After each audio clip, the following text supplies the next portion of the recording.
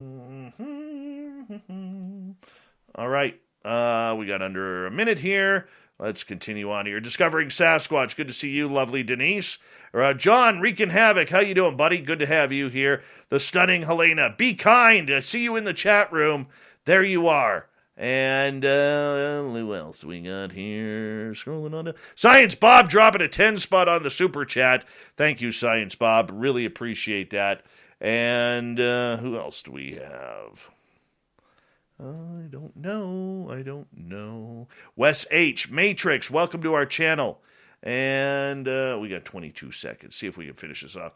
Hey, Carfoon Ibre, how you doing? Welcome back, buddy. And Scary Gary, looking pretty scary tonight. Good to see you. And Vash the Stampede, thanks for coming on in. Thank you, Mr. Cooper, for that awesome super chat. We're going to run out of time. Let's get your horns up. It's time to rock with Bumblefoot.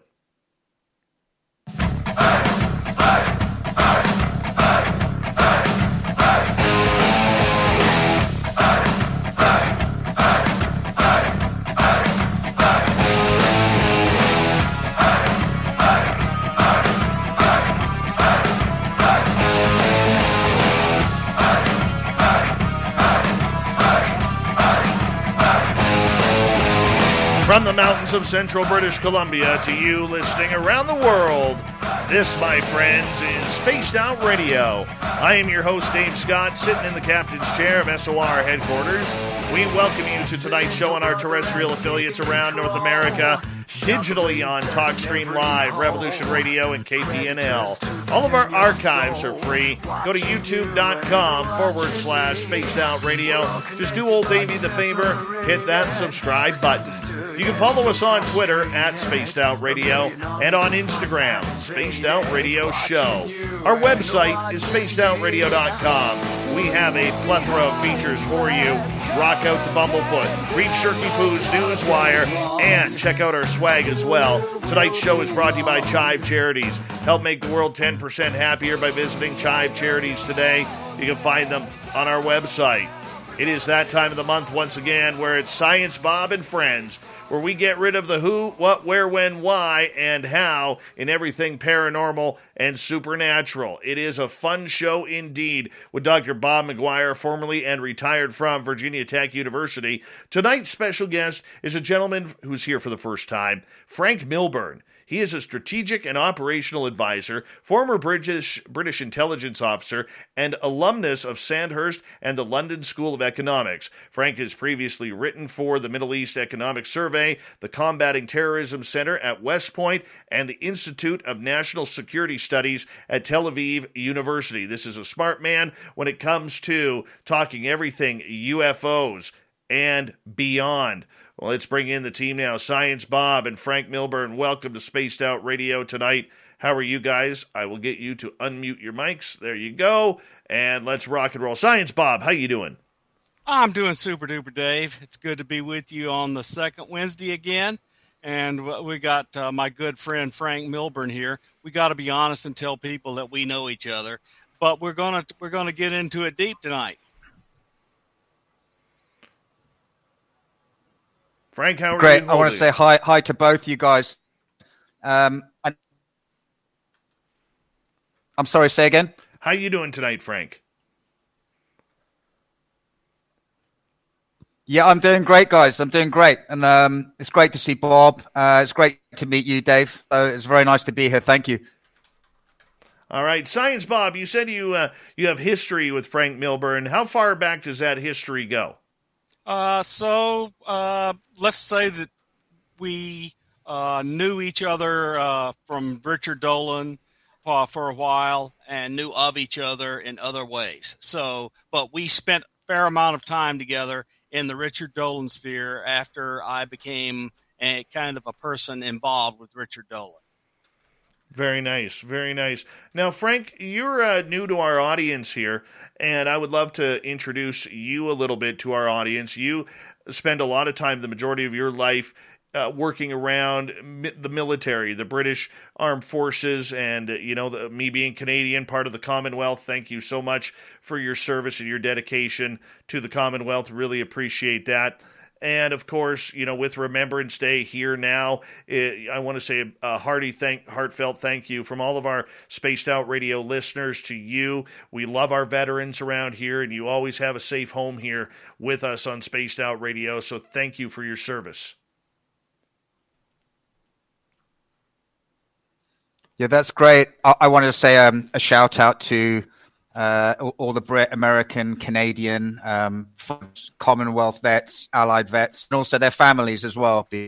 Obviously, it's a somber time of year for a lot of the families, for people who didn't come back, for veterans and serving people who lost their friends as well. So it's a time of kind of somber remembrance and reflection.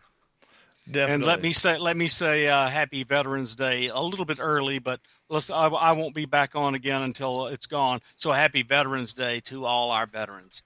Frank and I we've been in the meat grinder. We know what it's like, and we saw a lot of people not come back.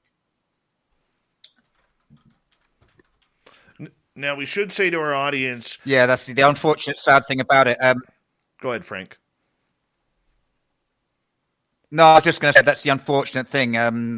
People go, but not everybody comes back. That's the sad reality. We should say to our audience, there is a little bit of a delay with Frank, a few seconds. So if it sounds like there is a little bit of dead air, it's because, the internet signal is just not getting there properly, but we're going to make this happen nonetheless. Now, Bob, if you don't mind, I'm going to open it up because, Frank, I don't.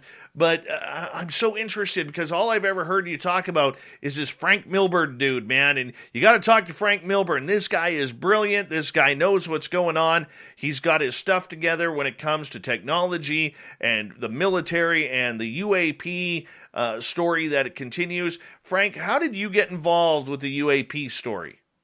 And then, Bob, you could take it from there. Sure. Yeah, I was always interested in UAP. I was brought up with it, really. My parents had kind of books from the 1960s, some of which I've still got. My interest in it was piqued when I was in the military. I don't about that, I can't. I kept reading and kept interested over the years with it, but it was kind of one of those things that goes into the background. You've got a different life. You're doing different things, and UAP on first and foremost. And then kind of 4 years ago, I got to the Richard Dolan Forum, and I started accumulating info and researching it in a big way. And then I ended up starting to write about it. So that's really how I got into it. And the more I've gone into it, the more I've been pulled into it. Exactly, Frank. So look, Frank, go a little bit deeper. Tell people as much as you're comfortable telling them about your biography, kind of where you're from, and then how you got into the military, and as much about your military service as you care to share. Sure. I'm from London. I'm a Brit, obviously. I come from London. I come from a long line of soldiers, both male and female. My father was an SAS officer. My stepdad was an SAS sergeant. My godfather was Coldstream Guards and then a colonel in the parachute regiment. My other godfather commanded the SAS. Both my grandfathers on both sides were in the military, and that goes back like hundreds and hundreds of years of service to country. I was always going to join the military. I joined actually the reserves from school while I was 17, while I was still studying. I joined airborne while I was still in school. And then I did reasonably well. I got offered a place at university, and then the military offered to basically, make me an officer if I did university, and I went to officer training school, the Royal Military Academy, Sandhurst.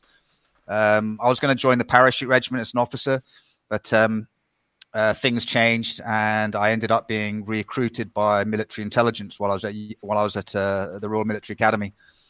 And from there, I did, various jobs, kind of Green Army intelligence, or what they call combat intelligence, and counterintelligence. And I worked with different agencies and with different branches of the military as well, including, the Royal Air Force and the Navy, and other units. I was in the military all told for about 8 years.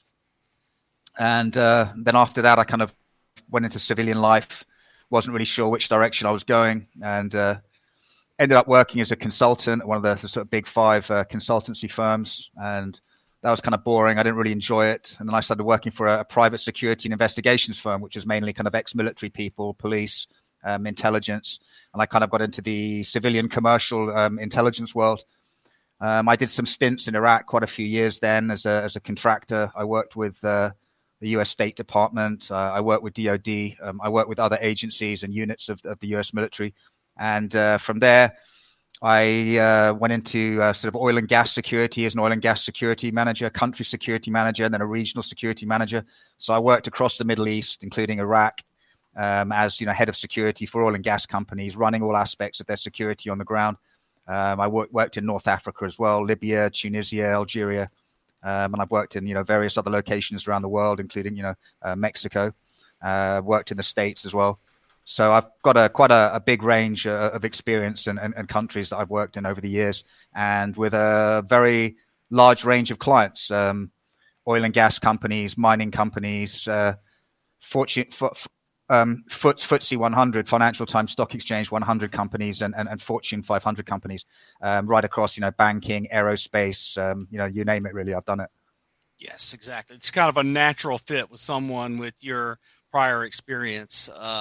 So just to remind the audience that I was involved in the U.S. intelligence community. I began that career with a year of working at Sandia National Labs, went back to graduate school, got my doctorate, and then joined the Institute for Defense Analysis, Center for Communications Research, and branched out all over the place. Was involved with multiple entities in the intelligence community, and just Frank and I both spent a lot of time in the Middle East. In the 1990s, I spent half my life in the Middle East, and the only country in the Middle East I have not been to is Iran. So just heavily involved. We crossed over each other a lot, and so there you go. It's just commonalities abound, and with similar experiences. And then right after 9/11, after I got back from doing whatever I was doing, I went, look, you've got a PhD in math. What are you doing, fool? And I stopped doing the crazy and went back to doing all technical, and I've done well. So then after all technical, the former director of science and technology of the CIA picked up the phone and called me and a buddy of mine and told us to come to a center at Virginia Tech named after him because he gave them a bunch of money. And so then we started this educational institution doing research and development, trying to talk young folks into working for the United States government rather than having to go off to get financial community jobs in order to pay back all the loans they take. So the way we did it is we educated them, showed them stuff, and left them with money in their pockets at the end of their undergraduate degree rather than a bunch of debt. And they could afford to go and work for the United States government, et cetera. And it turned out to be spectacularly successful. So it's now the largest research institution at Virginia Tech, and it's called the Hume Center, named after Ted Hume. So that's kind of how Frank and I got to almost the same place. And what I did was, like Frank, saw some UFO stuff in the background, and then became very interested when it started coming out. And then we just got together on Richard Dolan Forum. I went off and met Chris Bledsoe, and it just kind of went from there. And then once you go down, everybody that's involved in this subject knows once you go down the rabbit hole, you're gone. It's just, well, you if you got a curiosity and you have some capabilities and some ability to do analysis, you soon get down this rabbit hole and you just can't get out. Now I don't even want to get out, so I'm fine. So Frank, look, you've done some interesting work. The first time I became really cross paths with you, the thing I noticed is you had a personal relationship, it appeared to me, with Jack Sarfati. So do me a favor and tell our audience who Jack Sarfati is, and I'll just say what I know about him, and then let's interact with him a bit, just so we get. And Jack has now postulated a physics theoretical analysis and hypothesis about how the Tic Tacs work. So just tell us about that relationship, because I always thought it was really interesting. And just tell us how you got there and the level of interaction. Yeah, Dr. Jack Sarfati, he's a well-known physicist. He got his PhD like before I was born. Right? He's a very, very intelligent man. Like many sort of big thinkers of both his era and also his sort of intellect, he holds very, very strong opinions. Others don't always agree with him. He doesn't always agree with others. But he was very interesting and very kind for me. We met online, and then we started chatting, and I thought, well, this is actually a really ballsy guy, a scientist who's not only interested in UAP, but is actually writing papers about theories of physics and how they apply to UAP and other areas. And then as I gravitated towards writing peer-reviewed work myself, on the strategic side of UAP, Dr. Jack was very, very kind and generous with his time. Gave me access to all his papers. I'm not a physicist. I'm not a great scientist. He really dumbed things down for me as well, so that I could understand basic principles. Because if I can explain what he's saying to other people in the papers, then other people will be able to understand it. If I can understand them, other people will be able to understand them. And we've become friends. We're in regular contact. We speak every couple of weeks. I'm on an email thread with him. We ping each other for ideas, and he's one of a number of go-to people that I can just literally I can pick up the phone, or I can Skype or Zoom and talk to and ask questions of. Yeah, he got his PhD in physics from Cornell at the same time Neil deGrasse Tyson was there.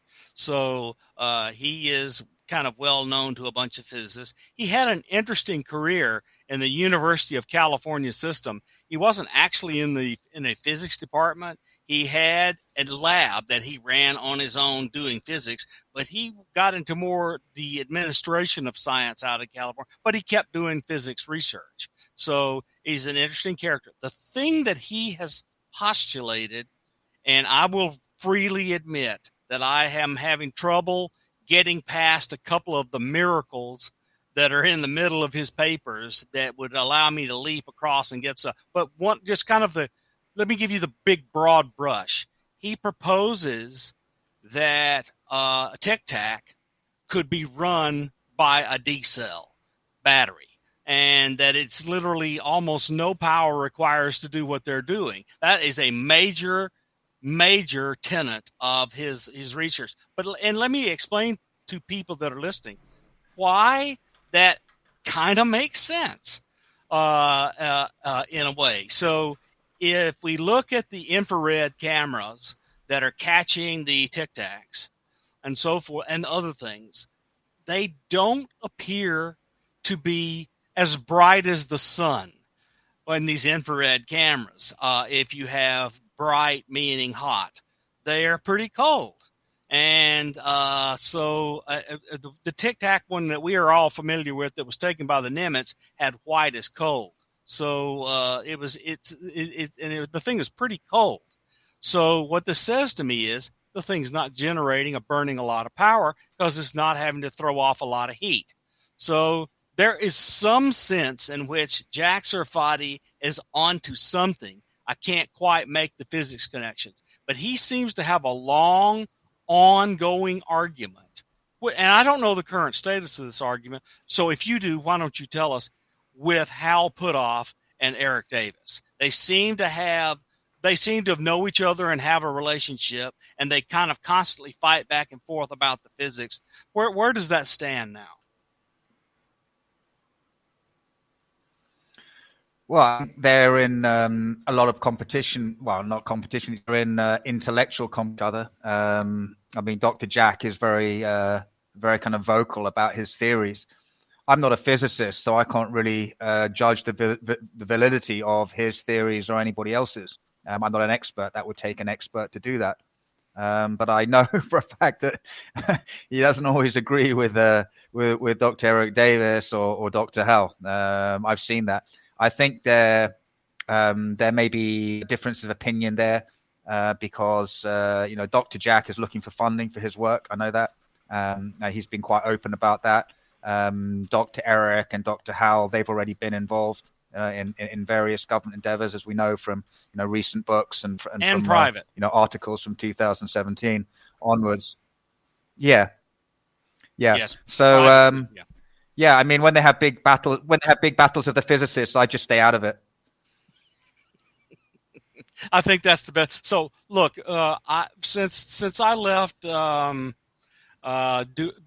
my previous job and went to the Virginia Tech, I joined this entity that was primarily engineering, but I also did science. But since I have this kind of engineering bent and applied mathematical bent, I'm always looking for how can I make something that I can test out of the stuff that they're doing. And that's where my problem is. Right now, I can't find a thing I can do to test anything that I'm hearing. Now, I want to say this in Jack's defense and bring the same kind of deal talking about Hal Puthoff and Eric Davis. They've written a lot of papers and they've gotten a lot of respect, but I've never seen a single thing they've done being turned into anything practical. So they're a theoretical just like Jack is, and to me, these arguments are one theoretician arguing against the other that their theory is right and the other guy's theory is wrong. And it goes back and forth constantly with the usual barbs. Having operated in high-level science circles, the elbows can get very sharp.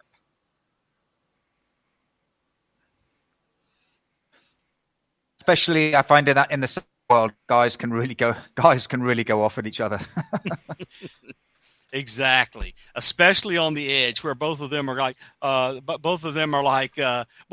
and Eric are still cleared, and they're still doing work attached to some element of the United States government because you can't maintain your SCI clearance for longer than 24 months now without being attached. So both of them are still attached. We know Eric's working for Aerospace Corporation at Marshall Space Flight Center. So it's just really interesting. And Frank, please do me a favor and keep me up to date on any interactions you have with Jack, because I really would like to understand what he's saying. I understand how he is claiming they are manipulating space-time, but by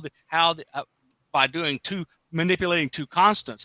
But I don't get how they are manipulating the two constants. That's where I'm missing, Frank. And Dave, take us to break. Well, with 90 seconds to go, I mean, Frank, you were somebody where I want to make clear. You are somebody who has studied a lot of varying topics and written about a lot of varying topics. And as we progress in the show, I know that you've dabbled in subjects like UFOs, extraterrestrials, never mind the entire military-industrial complex, time travel, and looked into a number of different topics. You know, with 1 minute to go here before we got to go to break, we'll hit a lot of these subjects. Is this all one phenomena thrown into a big paranormal bowl, or are these separate issues that need to be studied?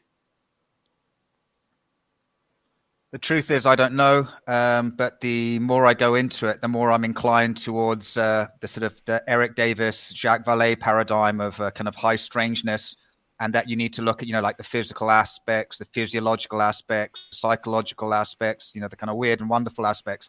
I don't think you can study any one phenomenon in isolation, and I think Skinwalker Ranch is a perfect example of that, where you've got cryptids, UFOs. Strange disembodied voices, poltergeist activity, strange lights, mutilations, people having induced fear. All these things seem to be connected in some way at that location. Very cool. And on that note, I'm going to get you guys to hold on right there, gentlemen, as we are going to go to break here at the bottom of the hour. Science Bob and Friends, as Dr. Bob McGwier joins us once a month, tells us about not the woo, but the who, what, where, when, why, and how of everything weird, strange that's going on this planet. Our special guest tonight, Mr. Franc Milburn. We are going to rock this show next half hour. More tech talk here on Science Bob and Friends next.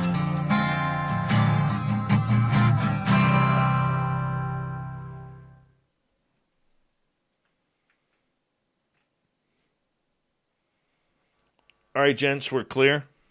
DB Cooper makes money in his sleep. I thought he made money by jumping out of airplanes.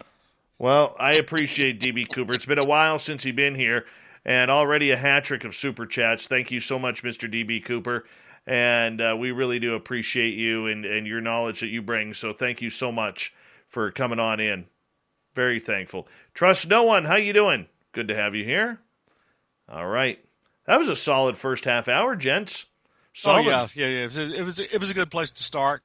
I think we'll go next to the BSEE report and the analysis. And I'm going to get you to discuss how you came to write it, the entity that you wrote it for, and why you published it there. And I think, given your association with an Israeli university, it's clear how you can make these connections and so forth, because that report is very interesting. And I'd like to get more of our more people in our audience to read it, so it gets further dissemination, and because it's readable, it's completely readable. You don't need to be high technical muckety muck to read it, because it's analysis based on evidence. And so I'd love for you to cover that thing in as much detail as you want, and then we'll move on.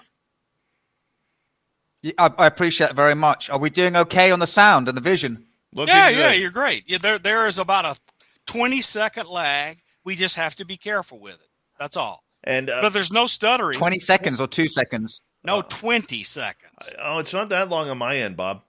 Okay, all right, maybe 10. Frank, I just want to let you know, and I didn't get a chance to tell you before the show because you were rebooting, but during the commercial breaks, our audience can hear what we're saying. So if there is something that you don't want the public to know, do not do it during the commercial breaks, okay? Yeah, copy that. Cheers. Not a problem. It's 3 or 4 seconds. I exaggerated. Hi, the gorgeous Dirt Road. How are you? The stunning Cosmic Fleur. Yes, our lovely ladies are coming on in. I tell you, they make this show look so much better. I mean, look at us 3 mugs here. Oh, my goodness. I have a face only a mother can love. I have a face for radio, and I'm forced to do YouTube. Now you know why I was an amateur radio operator since I was 10. Nobody could see me. You got to hook up with my buddy Bruce. He's all over that ham radio stuff. Oh, my goodness gracious. Yes, I have displayed at such a high level an amateur radio operator since the 1960s. Let me get you his, I think it's on his Twitter. Hold on. What is it here? Vector Echo 7 Hotel India. Okay, good. Hawaii. Hawaii. Yeah, for me, with you guys, there's no delay. It's like 2.5 or 3 seconds, Frank. It's not as bad as I said it was. Yeah, it's okay. We're all good. Okay, sweet. When you said 20 seconds, I was like, I was going to start flapping at 20,000 feet. No. It sounds like the link might be through a satellite, but I don't know. I can't believe this. It's got to be transatlantic cable. Uriel Perez, thank you for coming to our chat room. We'll ask questions from the audience starting in hour 2, if you don't mind. You've had a couple of really good questions. I want to make sure that we get those to both Frank and Science Bob. So if you could ask them in hour 2, because I do not want to forget your questions, if you don't mind. Hi, Sinister Vax. Mr. DB Cooper, thank you again for another amazing super chat. Wow, thank you so much. I don't know what we did to deserve that, but that's 4 in a row for you. Thank you so much. I finally learned how to pronounce his name. Xochitl Paez. The gorgeous and talented Xochitl Paez is here. And thank you so much, Dirt Road, for that awesome super chat. Really do appreciate it. And thank you, my Canadian friend, where I don't even know in Canada where you live. But that's okay. Again, Mr. DB Cooper, are you serious? Thank you. Wow. Scaring me here a little bit. Wow. I landed, I ran, and found 5K of my notes. Okay. A kid found 5,000 of my notes. Wow. All right, we got 30 seconds, and I want to say a big thank you to DB Cooper ×5, Dirt Road, Nicola, and Science Bob for the amazing super chats. Really do appreciate your love and support. And Fapster, thank you for the kind comments. Dave, you're beautiful. Don't sell yourself short. Grandma Rose's words, not mine. I miss Grandma Rose. God bless her. She was an angel to everybody in this chat room and to me. So God bless her. So thank you, Fapster. Here we go.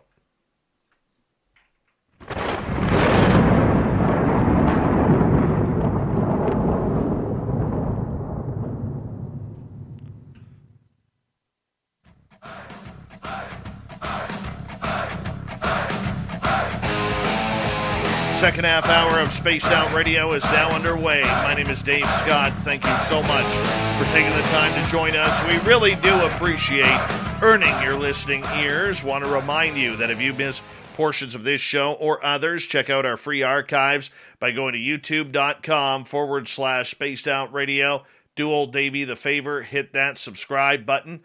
Our website is spacedoutradio.com. We have a plethora of features for you, including rocking out to Bumblefoot, reading up on Shirky Poo's Newswire, and check out our swag as well. Follow us on Twitter @SpacedOutRadio and on Instagram, Spaced Out Radio Show. We continue on tonight with Science Bob and friends. Dr. Bob McGwier is here, as well as special guest tonight, Franc Milburn. Science Bob, take it away.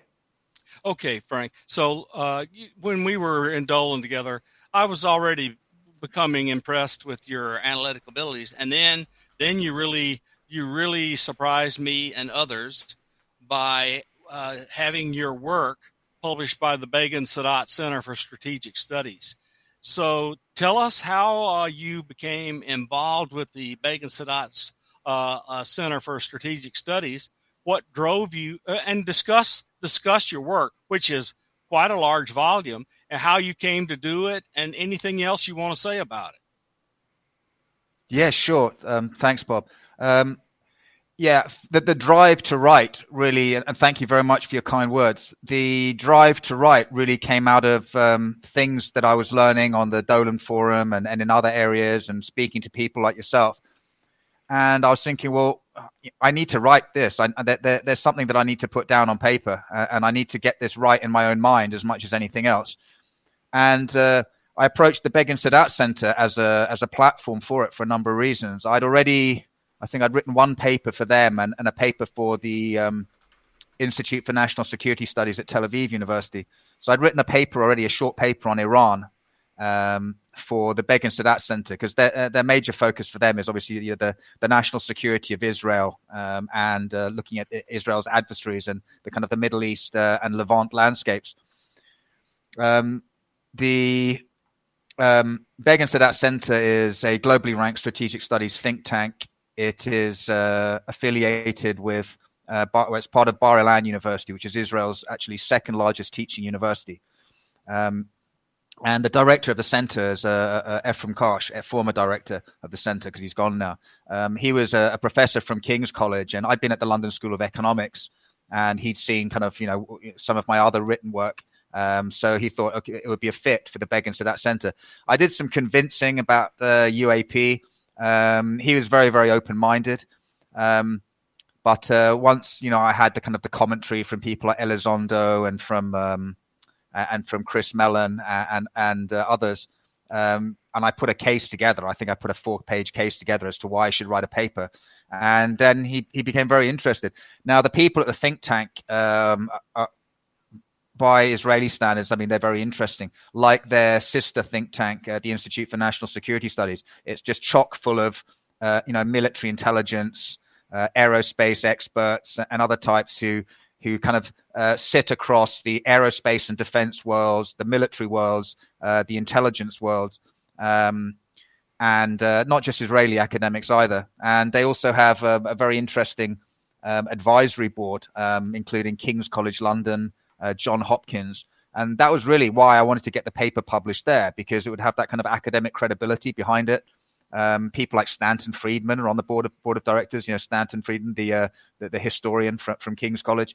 So to get a peer-reviewed paper done by them was for me to fulfill an ambition of getting the UAP topic into the kind of strategic studies world, the war studies world, because this paper, it's going to be published by a think tank which has commentary by, Israeli generals and international diplomats. So I wanted to have a kind of a seriousness attached to it and to get rid of the ridicule factor.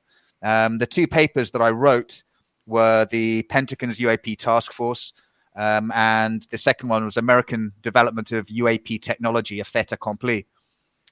These papers sort of together, they looked in depth at the strategic aspects of UAP, the potential threat of adversaries acquiring their technology. They kind of covered the areas of, ours or theirs, ours or terrestrial adversaries or something else. I also looked at the intelligences, the nature of the intelligences behind UAP.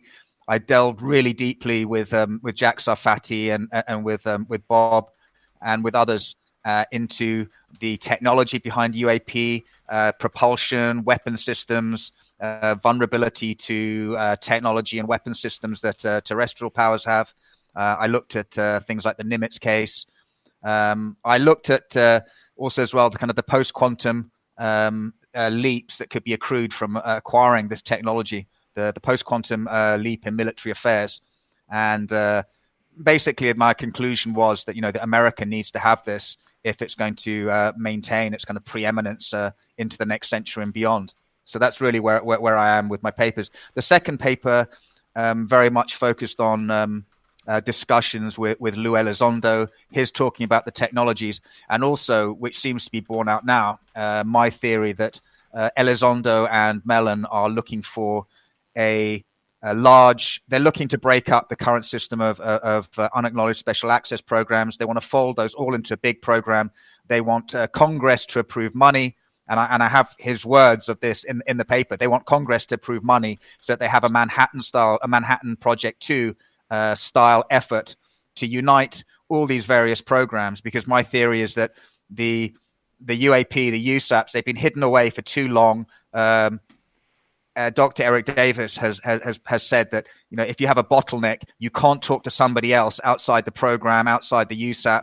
Okay, so my belief is Elizondo and Mellon, they want to unite all these disparate programs under an overarching program, so that if there is a bottleneck, then they can get people talking to the right people and they can get an advance, so that America is the preeminent power in 2050 and not China. Yes, I'm right there with you. I believe your analysis to be completely correct.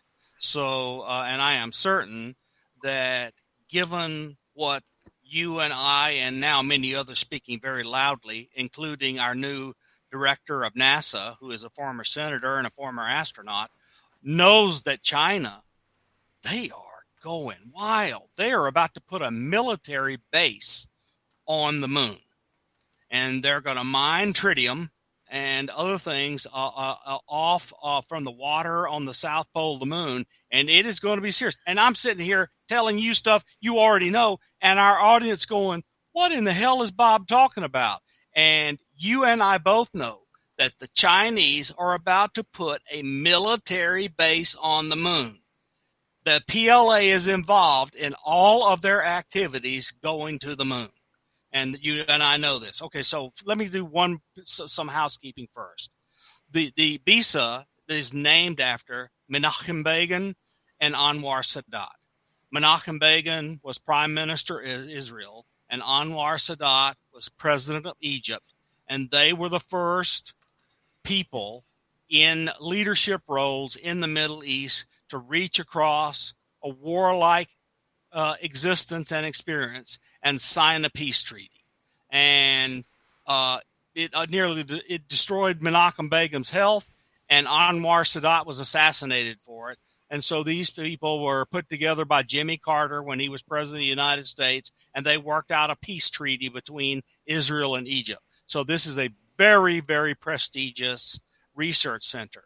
And Frank, off the top of your head, can you tell our audience where they can go and get copies of these papers? Do all they need to do is Google and they can find it, or would you have them go someplace else?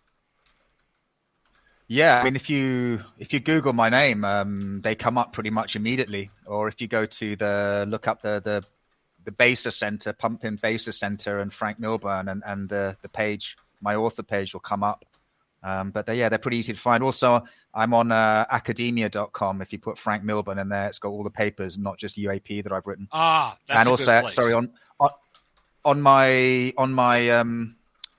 my Twitter profile at Franc Milburn, there's actually a link to academia. If you just click on that link, it will take you to the papers.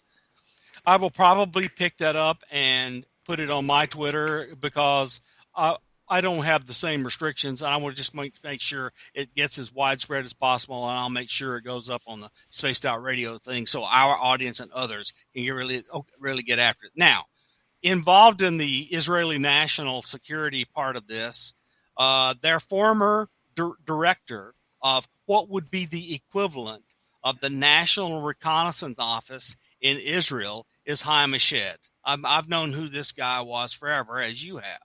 And, of course, Haim he's kind of gone, whoa, and he's talking about the United States government and others are in contact with a galactic civilization and that the many in the world know about it.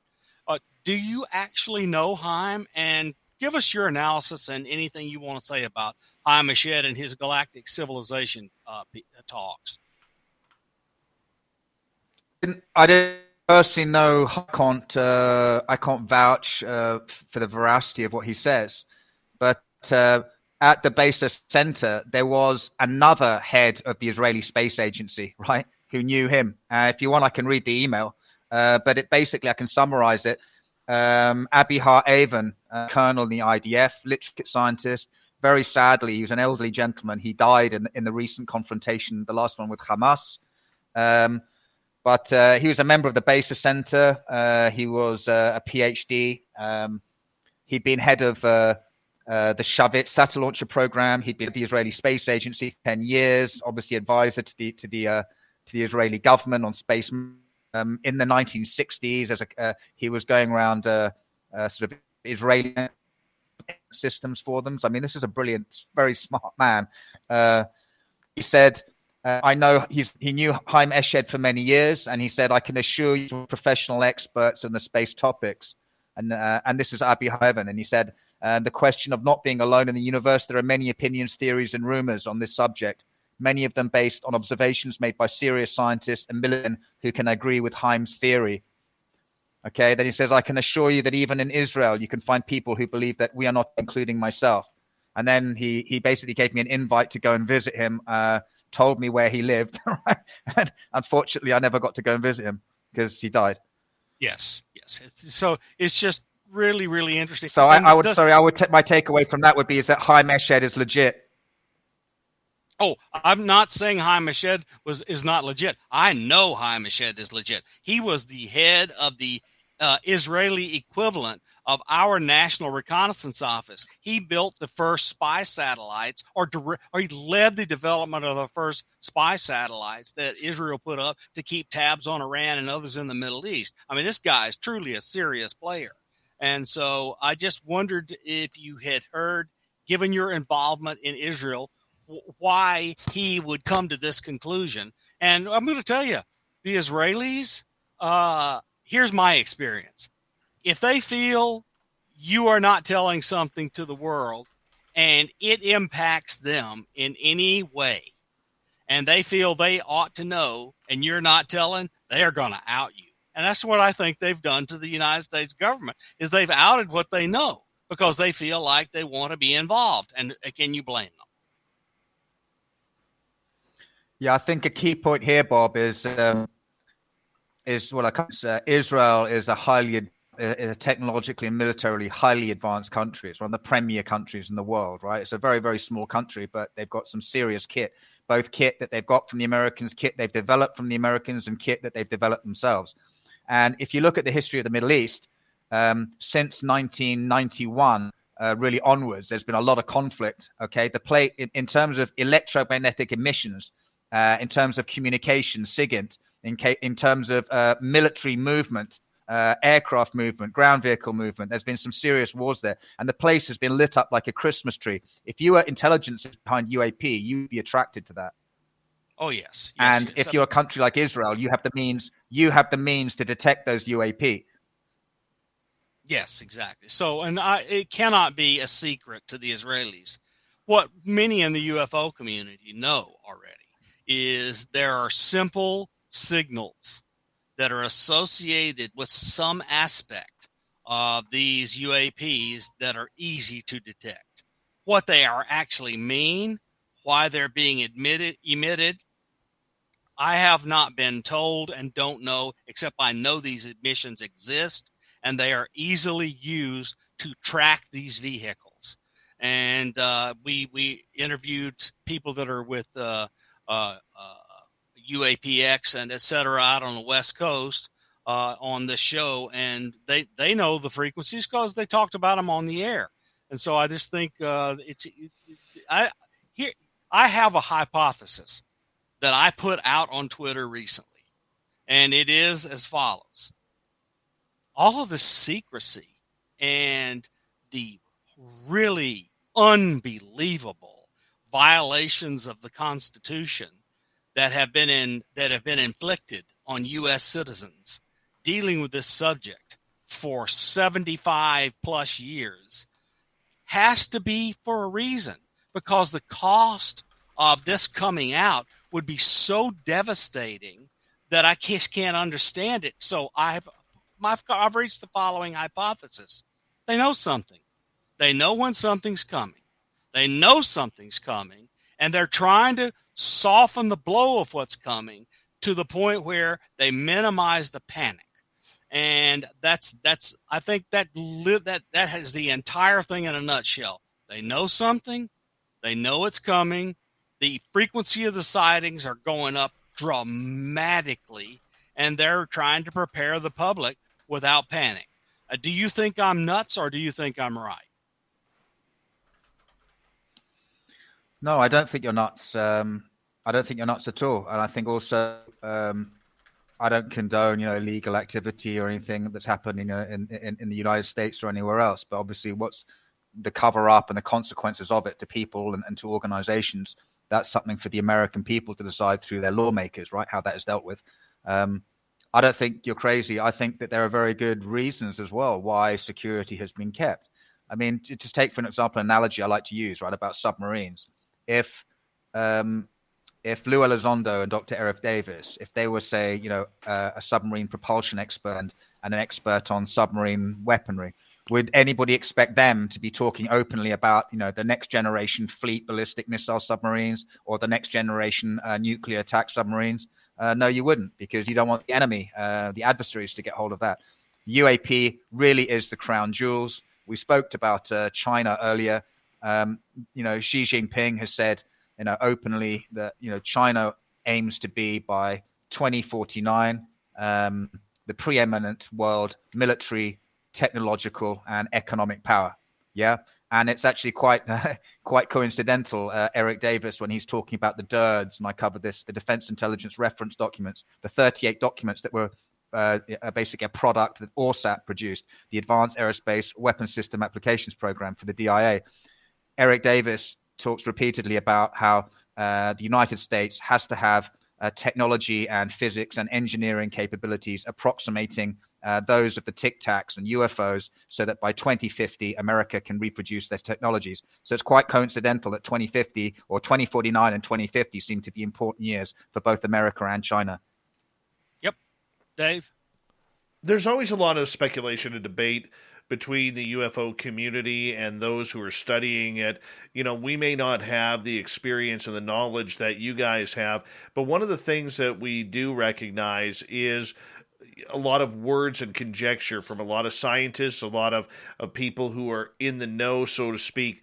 At what point, Frank, have you been told, or with your knowledge of the people that you've talked to, are we actually going to start seeing some of this proof of what's happening? Proof that we're going to start having these UAPs, recognized as beings from another dimension, another planet. Because I think that people are tired of the stories, and they're really, really wanting to know when things get really real with true information.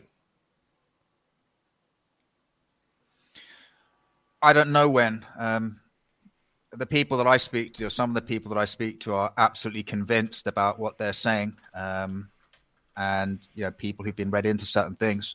I deliberately don't talk about certain things, repeat certain things that they've told me, certain key words, because that could be attributed back to them. They absolutely believe what they're saying.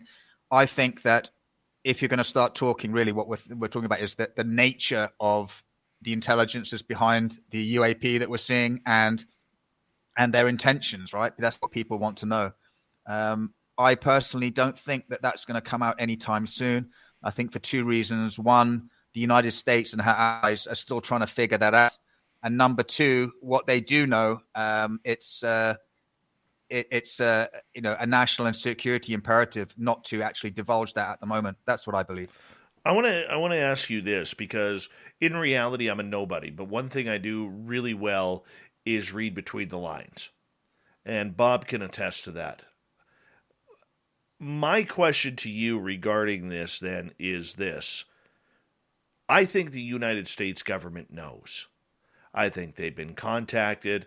I think that that's the whole reason why the last 4 years has happened, is because it makes sense to what I am thinking in regards to there was no reason to bring up this topic. And I think the reason why they are not giving any evidence and giving any proof as what the public and many in the public are crying for, outside of grainy videos and blurry videos and black and white F-18 videos, is because they are more afraid of opening up the Pandora's box to the secrets that they are hiding than they are about the current UAP situation. Am I correct on that, in your opinion, or is it one big giant narrative that the entire public is being played? Well, look, I think it's a bit of both, okay? Because there are things. I mean, okay, if we look at, for example, things that have been going on, the conspiracy, the cover-up, the ridicule, all that kind of stuff, the nefarious activities, the people basically who've been waxed to keep this quiet, to keep the core secrets quiet. If we look the way that they're going in the, the Gillibrand amendment now, they want to basically, set up a new office to succeed the UAP task force, or to have the UAPTF absorbed into it. And they also want to force the intelligence community and also wider organizations like, the DOE to share. And the DOE actually is a part of has an organ which is part of the intelligence community. They want to force them effectively to divulge, anything they know about you to this office that's going to be set up under the Secretary of Defense and under the National Intelligence. I don't think that all those nefarious activities, if there are people called effectively subpoenaed, that will be behind closed doors, because I don't think it's in our security interest. I don't think anybody wants to have, kind of like a massive Assange, Manning, Snowden meltdown on like a cosmic scale, as I put it in my first paper. That would be, I think, managed behind closed doors. And some people have talked about an amnesty, much as you had in South Africa after apartheid with the Reconciliation Commission there, Peace and Reconciliation Commission. I don't think that America is going to want to hang out that dirty laundry to dry in public. But they do need to. They are making the public aware, and this is what I'm told through sources. Because there are coming problems down the road, and they need to have the public aware to some extent of what is going on with UAP intelligences. Will they divulge the full extent of what these intelligences are and what their intentions are? Very hard to say. I mean, how do you explain to the public about the malicious activities of the precognitive sentient phenomena at Skinwalker? How do you explain that one? How do you explain portals? How do you explain, transdimensional beings? How do you explain time travel? I don't think it's just about hiding the dirty laundry. I really believe that there are perplexing issues facing the government and its intelligence agencies, and they need to have more intelligence analysis done on it. Also hold it right there. They are, to an extent, they are worried about letting out too much delicate information. Frank, sorry, I got to go to break here. Science Bob and Friends with Dr. Bob McGwier and Franc Milburn continues after this break on Spaced Out Radio.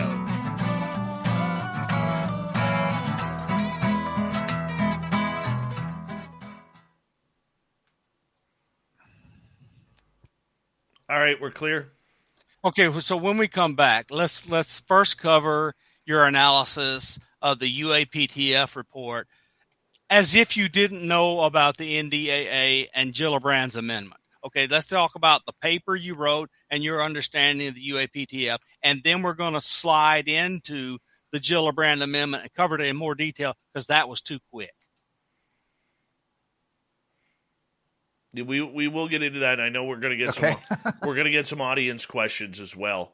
Exactly. Yeah. But and after that, we'll just do a ton of audience questions, and then I'll cover another topic. And pretty soon, 2.5 hours will be gone. I'm good. Go, where the hell did that go? Yeah. But we want to cover these things so our audience members walk away with new information. And I don't mean new divulgences. I mean an understanding of what we've already said. Yeah, I don't think I don't go full on. I mean, there obviously has been a conspiracy, but I don't think that withholding of information on the intelligences behind UAP and what their motivations may have been assumed to be. I don't think it's all to do with hiding dirty secrets. So it's to do with protecting sources, protecting methods, protecting platforms. I think it's protecting the public. I think it's compilation of a bunch of things. But the original sin, Frank, the original sin is the utter trashing of the Constitution in 1947, where hundreds of people were assaulted and threatened. I mean, that's the original sin. So now but then it's fear like crazy of the burgeoning power of the Soviet Union and their takeover of all of Eastern Europe happening at the same time. So you get the National Security Act passes, the CIA is born, and a few years later, NSA is born, and so forth and so on. You get this National Intelligence Act, and Harry Truman just set us on this path that we've been on since he was president. Yeah, I mean, in some ways, like people like Klass, he almost reminds me of McCarthy, kind of like, basically canceling people who are intelligent people and scientific people and military people who wanted to push the UFO narrative to the forefront. He kind of behaved like somebody. McCarthy. They canceled people. He was owned by somebody. I don't think I know, and maybe others know, but Philip Klass was owned by somebody and doing their bidding.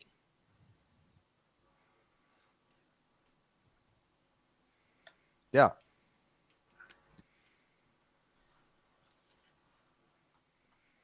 Brazelhoff, how you doing tonight? Good to see you.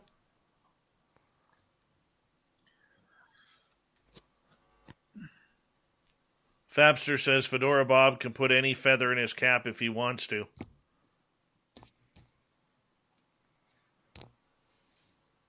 Hey, if you got Fedora John, you also need Fedora Bob. Looks good on you. Hey, look. It was. John had a great show. The last one was good. Yeah, really good. Tonight's going to be good too. He's really coming into his own. Yeah. John's fascinating. Oh, he's a fascinating character. He is. He's been on our side. John's been a good friend as well the last few months. And he's been on our side of the curtain. Hi, Anonymous Rex. How you doing? Gentlemen, we have about 2 minutes, just over 2 minutes. Gorgeous Carla, how are you? Welcome to the show.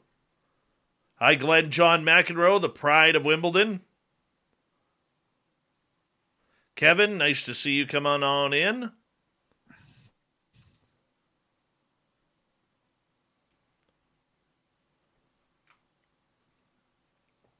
It's a good show tonight. Good show tonight.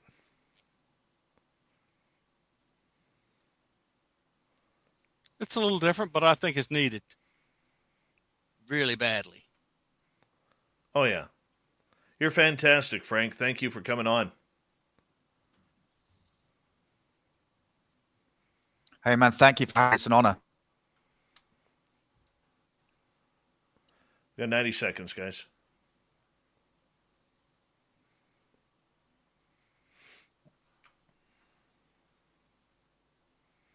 I'll just follow you up. Yeah.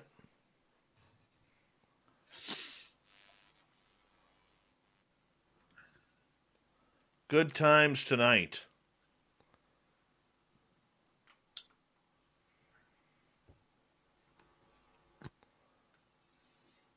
Bob, I was I had a paranormal experience at work yesterday.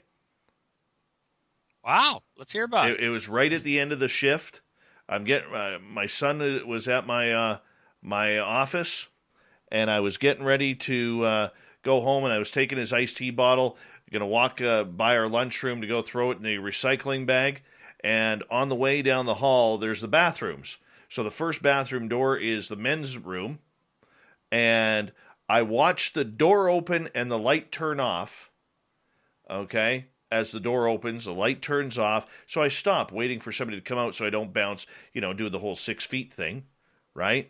And nobody came out of the bathroom. Scared the hell out of me. Big thank you to Nicholas, Science Bob, DB Cooper multiple times, Trust No One times 2, and Dirt Road and Filth for the super chats. Here we go. You're listening to Spaced Out Radio with Dave Scott. Follow Dave on Twitter at Spaced Out Radio and on Facebook, Spaced Out Radio Show. Let's kick off hour number 2 of Spaced Out Radio tonight together. My name is Dave Scott. Thank you so much for hanging on out with us here at SOR headquarters in the mountains of British Columbia. We say hello to everyone listening in on our terrestrial affiliates around North America and digitally on TalkStream Live, Revolution Radio, and KPNL. All of our archives are free by going to youtube.com/Spaced Out Radio. Just do old Davey the favor, hit that subscribe button. The Desert Clam has set the password for tonight in the SOR Space Travelers Club. Ecophobia. Ecophobia is your password. Use it wisely, space travelers, as the Clam sets the password each and every night right here on Spaced Out Radio. Our website is spacedoutradio.com. We have a plethora of features for you, including rocking out to Bumblefoot, reading up on Shirky Poo's Newswire. You can check out our swag as well. Follow us on Twitter at Spaced Out Radio and on Instagram, Spaced Out Radio Show. Yeah, check out our Twitter or TikTok. We just signed up for TikTok. Don't have any videos yet. They'll be coming soon at Spaced Out Radio on TikTok. I always forget that one. It's new. Forgive me. Tonight on Science Bob and Friends, Dr. Bob McGwier is here, retired from Virginia Tech University, hanging out with us on Science Bob and Friends, where we skip the woo, go to the who, what, where, when, why, and how of everything weird and strange in the paranormal realm. Tonight's special guest is author, writer, researcher, Franc Milburn. And gentlemen, we thank you for coming back in here and going with us. And we're going to get to some audience questions here momentarily. But Bob, you wanted to continue on here. Yeah, sure, Frank. So we went a little quick over 2 topics I wanted to cover more in depth. So first, you wrote an analysis and have had a lot of commentary on the UAPTF report. And there's been a lot of disappointment by those who are, let's call us cognoscenti, but there are upsides to it. And then following that, let's discuss your recent analysis of the Senator Gillibrand amendment, because it is expansive, and I have commentary on it as well, just how unbelievably astounding the requirements in it will be if it is passed. So, Frank, let's go UAPTF, then Gillibrand, and then we'll move to audience questions and then come back to another topic.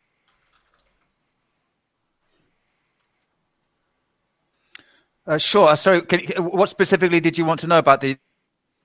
Just give us your analysis of the UAPTF report, something along the lines of what you wrote for BSEE and other commentary you've given, so our audience knows your opinions. Sure. Yeah, absolutely. I mean, if we look at it like sort of in a very basic way or a very basic way, in a nutshell, the UAPTF we know now, which produced this preliminary assessment on UAP in June. We know now that the UAP was, under-resourced in terms of people, that it was, basically zero funded almost, and that people doing the report effectively in their spare time, so that it wasn't to be considered a serious endeavor at the time, but they pulled this report together. And I'm not denigrating what the people did. I'm saying that the way they were treated by the wider government, maybe, and by the intelligence community, they didn't get the information that they needed. And in any case, tried to pull together a report of that complexity with the small number of personnel and the resources that they had, and basically the lack of cooperation that they had from the rest of the intelligence community. It's pretty amazing that we got anything at all. I think. A lot of people were very, very unhappy. Report that came out, the assessment. Daniel Miller, or Psychop on Twitter, he actually made a very, very good point about it. He said, if you don't feel enamored with the preliminary assessment, just go back and read Blue Book or some of the committee findings from the 1960s when they were talking about UAP or UFOs and saying that they basically, weren't of any interest at all and weren't a threat to the United States and weren't of scientific interest. So, and then go back and read the preliminary assessment. And actually, there's some real nuggets in there. The ones that got to me were when they were talking about not actually the report itself. The key point for me was found in a press release and also a letter by the Deputy Secretary of Defense, where she said, I direct the Office of the Undersecretary of Defense for Intelligence and Security to develop a plan. And then it said, establish procedure and to establish recommendations for securing military test and training ranges. Okay, so if you really read between the lines there, even before we get to more recent proposed legislation, they're saying there that they consider UAP effectively to be a threat to and they're going kinetic. And they're going kinetic. Yeah. And I discussed in my first paper, the second paper, and I discussed with Dr. Jack Sarfati. I discussed with Bob. I discussed with Colonel John Alexander, the godfather of everything weird and spooky at the Pentagon, an expert on directed energy weapons. He ran these kind of projects at the Department of Defense, black projects, white projects. I asked all of these experts effectively, how would you go about, shooting down a UFO effectively? And I cover the capabilities that UAP appear to have in my first paper and the second paper. But I asked this question also as well to an insider that I've been speaking to, someone with a very strong science background. And I just asked out of interest, we've been talking for months now. I said, well, how do you shoot down a UFO? And they said, well, I wouldn't be able to tell you that because then that would be basically giving everybody the countermeasures to anything that we decided to build. Exactly. There are always competing outcomes. Always. Exactly. That's constantly the deal. Yeah. So the things that it struck me about the UAPTF are nothing in them before 2004. Not one single thing. And the only thing in there was a brief mention of 145 instances of things they looked at, and one of them was a balloon, and the other 144 they make no characterization of outside of it's not ours, it's nobody we know of, and we don't know what they are.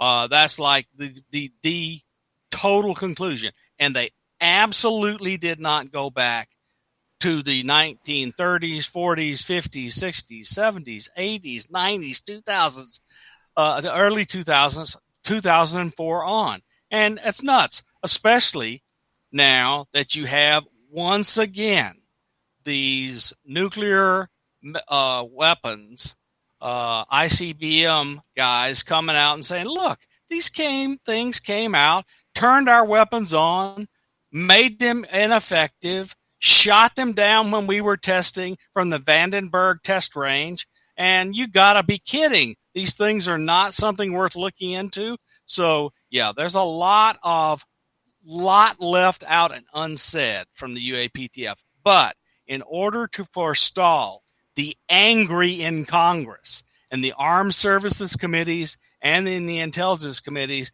the DNI quickly came out and said, I'll give you another report in 6 months. That's number one. And number two, the Deputy Secretary of Defense said, I'm going to stand up this office inside the Joint Chiefs of run from the Joint Chiefs of Staff office. But look, we don't need the whatever the follow-on is to be in a policy office. We don't need it to be in a policy office. We need to be in an action element because we need to do actionable things. So the brilliant part of the Kirsten Gillibrand amendment is it takes away their ability to shove it in a closet of policy and close the door. It's done if that amendment passes because she lays out specific tasking for the Director of National Intelligence, the intelligence community, and the Pentagon. And so it's just very, very direct. You shall do these things in just most, like, here is a contract and you don't get to sign it because we get to make it and you're going to do it. And you're going to do the following things, including unclassified public reports at the same frequency as the reports to Congress. So let's go over the Senator Gillibrand stuff and how incredibly important it is. And I want to make one more point, and then I'm going to let you discuss your points about it. She forces a major reconstruction over the entire government of all of our national technical means and forces them for the first time in United States history for them to combine their take and fuse them together rather than run things in stovepipes. That is going to be very expensive, but it is the only way for us to actually figure out what these UAP are, what they're doing, and how they work. Now you take it away. Sure. I just want to say a very nice message from Trust No One. Thank you, brother, and thank you for your service too, comrade. I just want to make a quick point before we go to Gillibrand. We've had the recent book, the second Skinwalker book, right? The Skinwalkers at the Pentagon.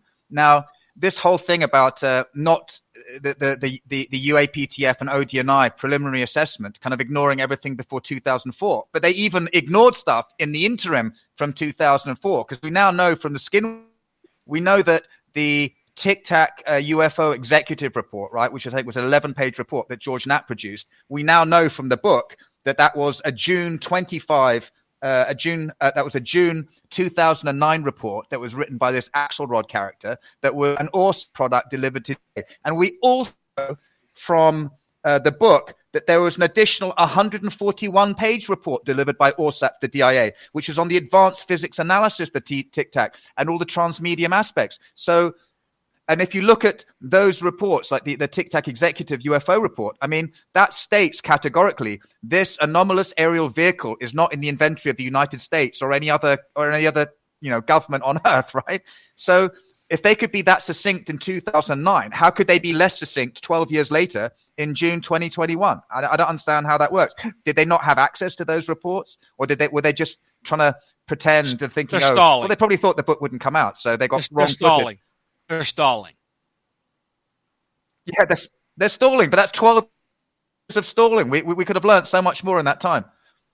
Yes, I agree. So, and then the other interesting thing is in my first paper, if we talk about 2004, Eric Davis, in an email that was exclusive in my first paper, he said, I was a deputized advisor to the Nimitz and the Roosevelt investigator under a contract to the DOD. So assuming that that's like ORSAP or ORSAP related, but then who was investigating the Nimitz in 2004? Because that Axelrod done by ORSAP in June 2009.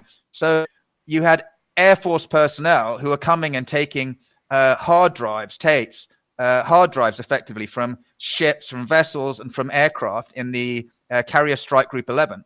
So was there no investigation in 2004? Did they just take these hard drives and stand somewhere? Nobody looked at the analysis of them. Nobody, did an analysis of any of the witness statements, the after action report? No. I mean, what's going on there? Yes. Yeah, Something's look, investigating. Was it the all National of- Air and Space Intelligence Center? so look, all of Sorry, I was those, just going to say as well. Keep going. I'm sorry. No, I was just going to say, and then we also know from the Skinwalker book that ORSAT reached out to the Air Force Office of Special Investigations, Special Projects, and we know that they've been involved in investigating Northern Tier UAP incursions. So we know that the Air Force Office of Special Investigations was involved. So were they investigating in 2004? I mean, that's a whole other history of investigations that we don't really know about. Exactly. Bob, we have a question from the audience here. Yep. And it's from Nicola, directed to you. Bob, why would China or anyone want a military base on the moon? Okay, so look, China is immensely patient, and they are looking for the long term. The entire Chinese government, now with an autocratic leader in Xi Jinping, believes that China is the new predominant superpower in the world, and the United States is falling into decrepitude.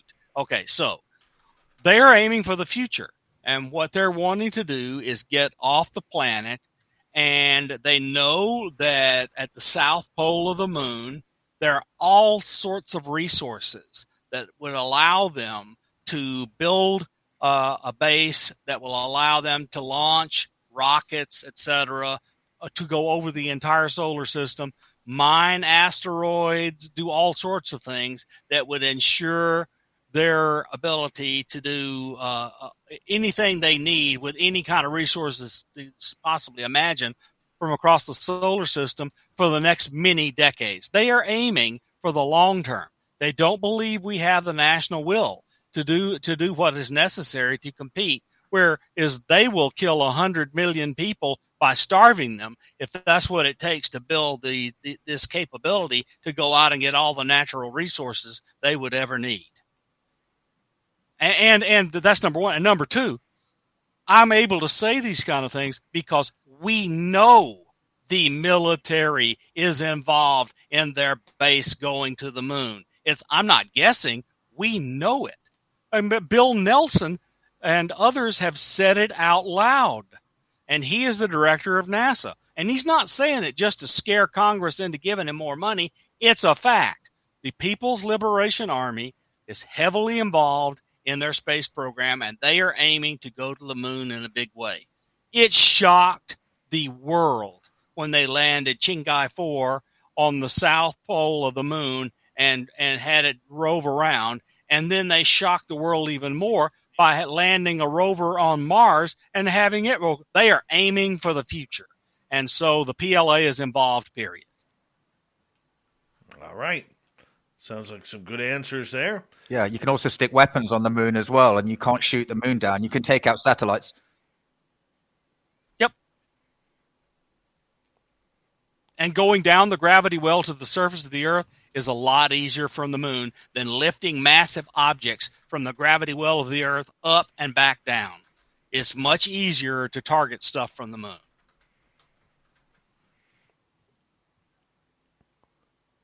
Let's get into that's a very good point. And go ahead. Maybe there's the other consideration that. Sorry, go ahead. No, please. I was just going to say maybe the Americans and the Chinese and the Russians, they know that there's something on the moon, something else on the moon that's very interesting to them, and whoever gets hold of that gets ahead in the technological game.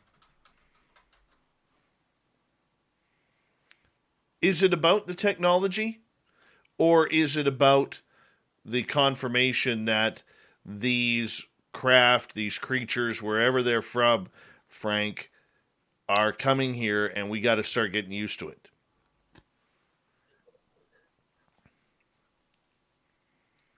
Sorry, from the perspective of who, Dave? Well, let's start with the government and the cover-up perspective.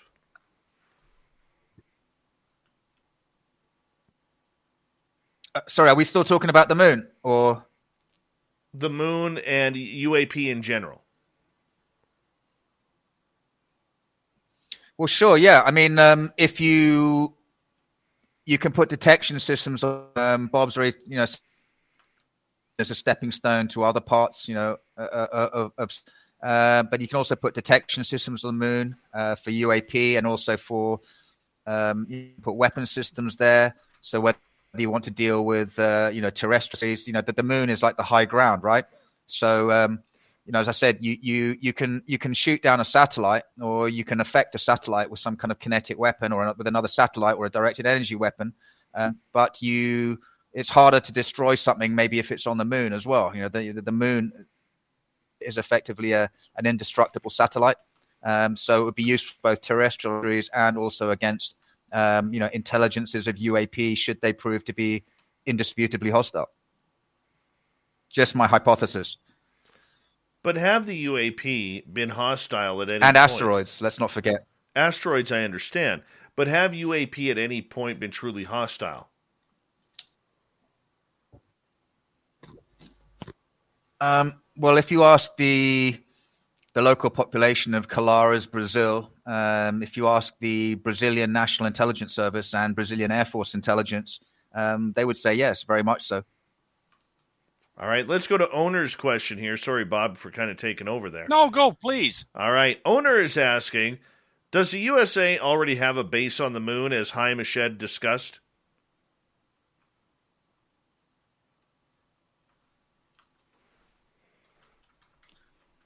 I do not know. I do not know.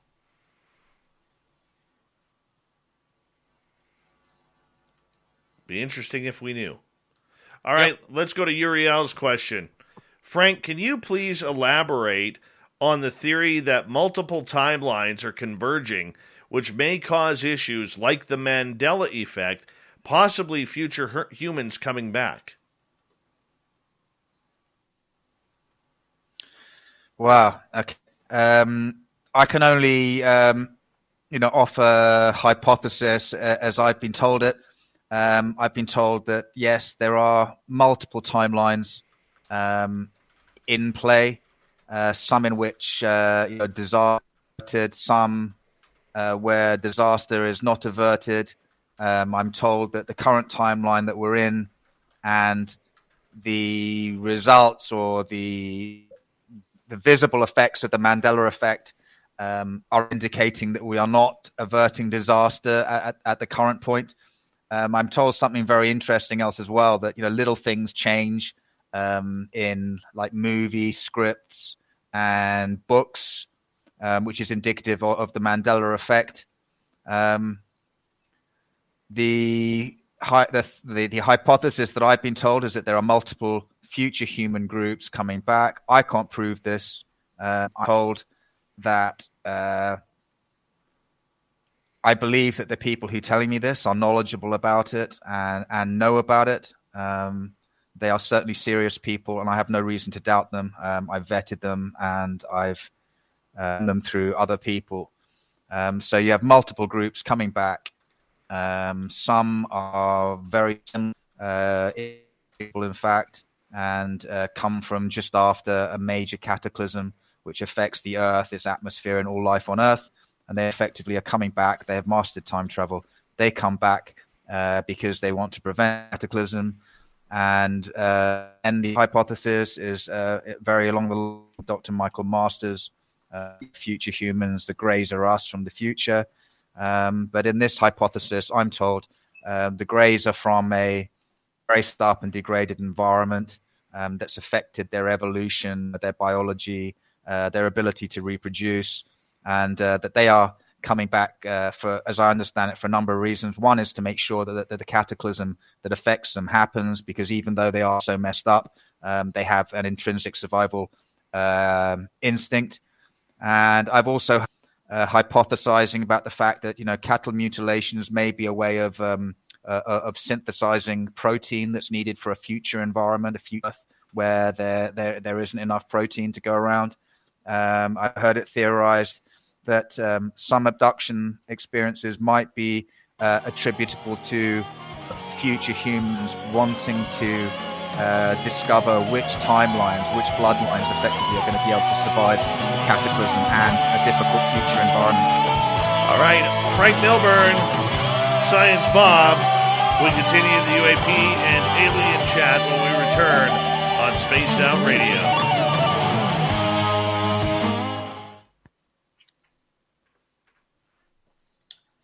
Holy hell, Bob. Not only do we have a Chad Smith sighting tonight, we have Jake Smith. Jake Smith. Yes. I don't want to have to make a Jake Smith t-shirt for the store. I don't even know how I'm going to do that. You want me to answer owner's question here or on the air? You can answer it here. Yeah. Owner, I do not believe there is any evidence from what we have seen from the experiments we have done on the moon, the rocks we've brought back from the moon, etc., that the moon is artificial. Now, that doesn't say the moon hasn't had some hollowing out done and a basis put on the moon. And, of course, I'm just going to tell you, Harold Povenmire told Chris Bledsoe that he had seen pictures of bases on the far side of the moon and had watched them being airbrushed out. Donna Hare also claimed that as well.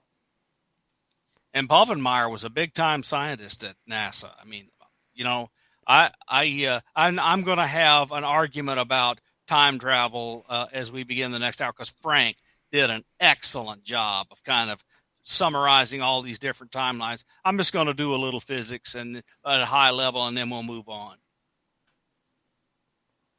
All right, we'll get to Jeremy's question. So is there going to be a mass casualty event in the near future? I think that is consistent with the way the government is behaving about the phenomenon. I think it's consistent. That is a likely hypothesis, but I don't think it's the only one. All right. Phil, is HARP still active? Are they lying when they told us the program ended?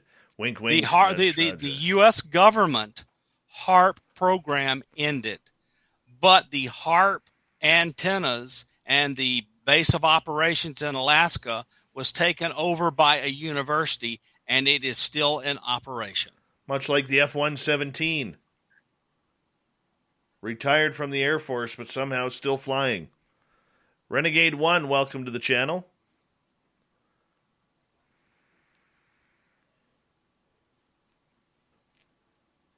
Frank, do you want a beard? No, I've just been letting it grow a little bit. Okay, because I do have a Science Bob beard here in the studio. Hanging on the wall in a baggie. Yeah, I'm kind of going for the Viking look a bit.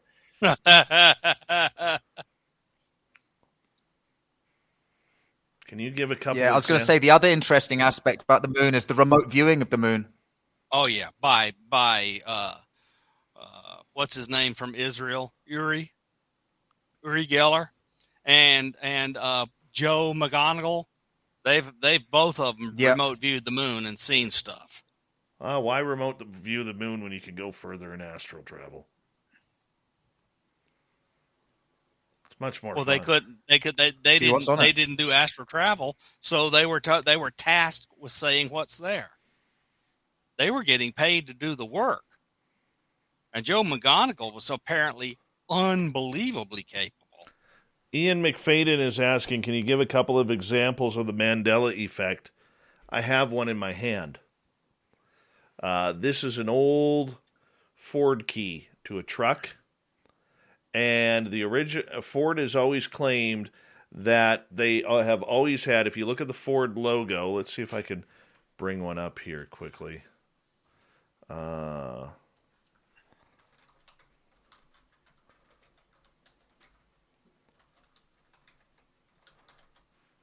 Let me just go to images here. Click that one. Share screen. I got to do this quickly.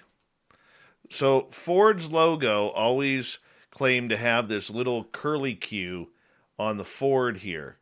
However, this key, as much as it's faded out, has a Ford logo with no curly Q on the F. There's a Mandela effect for you.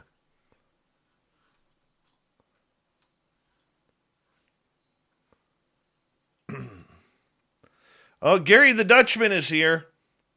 Gary the Dutchman is here from Mighty Moose Beard Oil. Go to mightymoosebeard.com. If you really want to piss a Dutchman off, what you do is you use promo code SOR 2019 and you get a deal.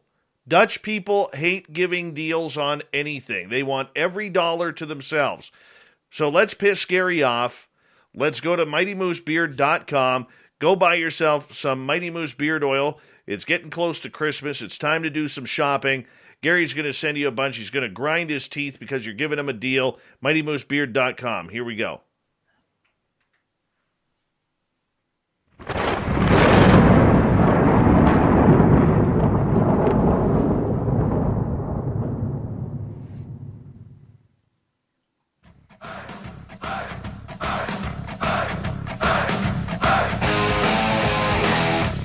We passed the halfway point of Spaced Out Radio tonight. My name is Dave Scott. Thank you so much for taking the time to join us. Really want to say thank you for that. Want to remind you that if you miss portions of this show or others, check out our free archives by going to youtube.com/Spaced Out Radio. Do me the favor, hit that subscribe button. Our website is spacedoutradio.com. We have a plethora of features for you. Rock out to Bumblefoot, read up on Shirky Poo's Newswire, check out our swag as well. Follow us on Twitter at Spaced Out Radio and on Instagram, Spaced Out Radio Show. We're new to TikTok. We're going to be putting up some videos soon, so make sure you check that out and subscribe at Spaced Out Radio there as well. We continue on with Science Bob and Friends. Dr. Bob McGwier comes in to talk science about everything paranormal and supernatural. Tonight, writer, researcher, Franc Milburn is with us tonight. We got a few audience questions. Bob, thank you for joining us. Same as you, Frank. Oh, really happy to be here, especially to interact with Frank because he's interesting. For sure. Tony in the UK wants to know. Same to you guys. What if the UK gets dragged into the UAP report, Rendlesham, and possibly other occurrences, Frank? I think I have to be delicate about how I say this. The UK is going to follow the lead of their American cousins, as the junior partner in the relationship. I think the the UK are very loath, has been seen, to get involved in the UAP issue publicly for the moment. And I think the same goes for other Five Eyes partners. They're going to very much follow the lead of the Americans. As for, earlier cases like, Rendlesham, there's definitely a case for looking at that in a report.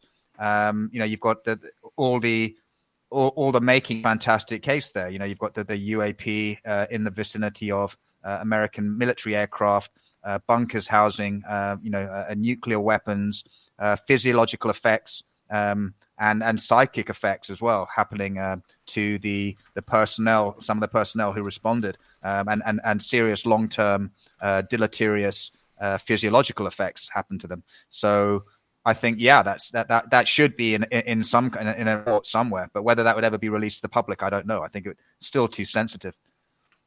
Look, the UK and other members of the Five Eyes, they have this. They have official secrets, and that's number one. And number two, they don't have true freedom of the press. So it's just going to be very hard for them to sneak the stuff out when a reporter can go to prison.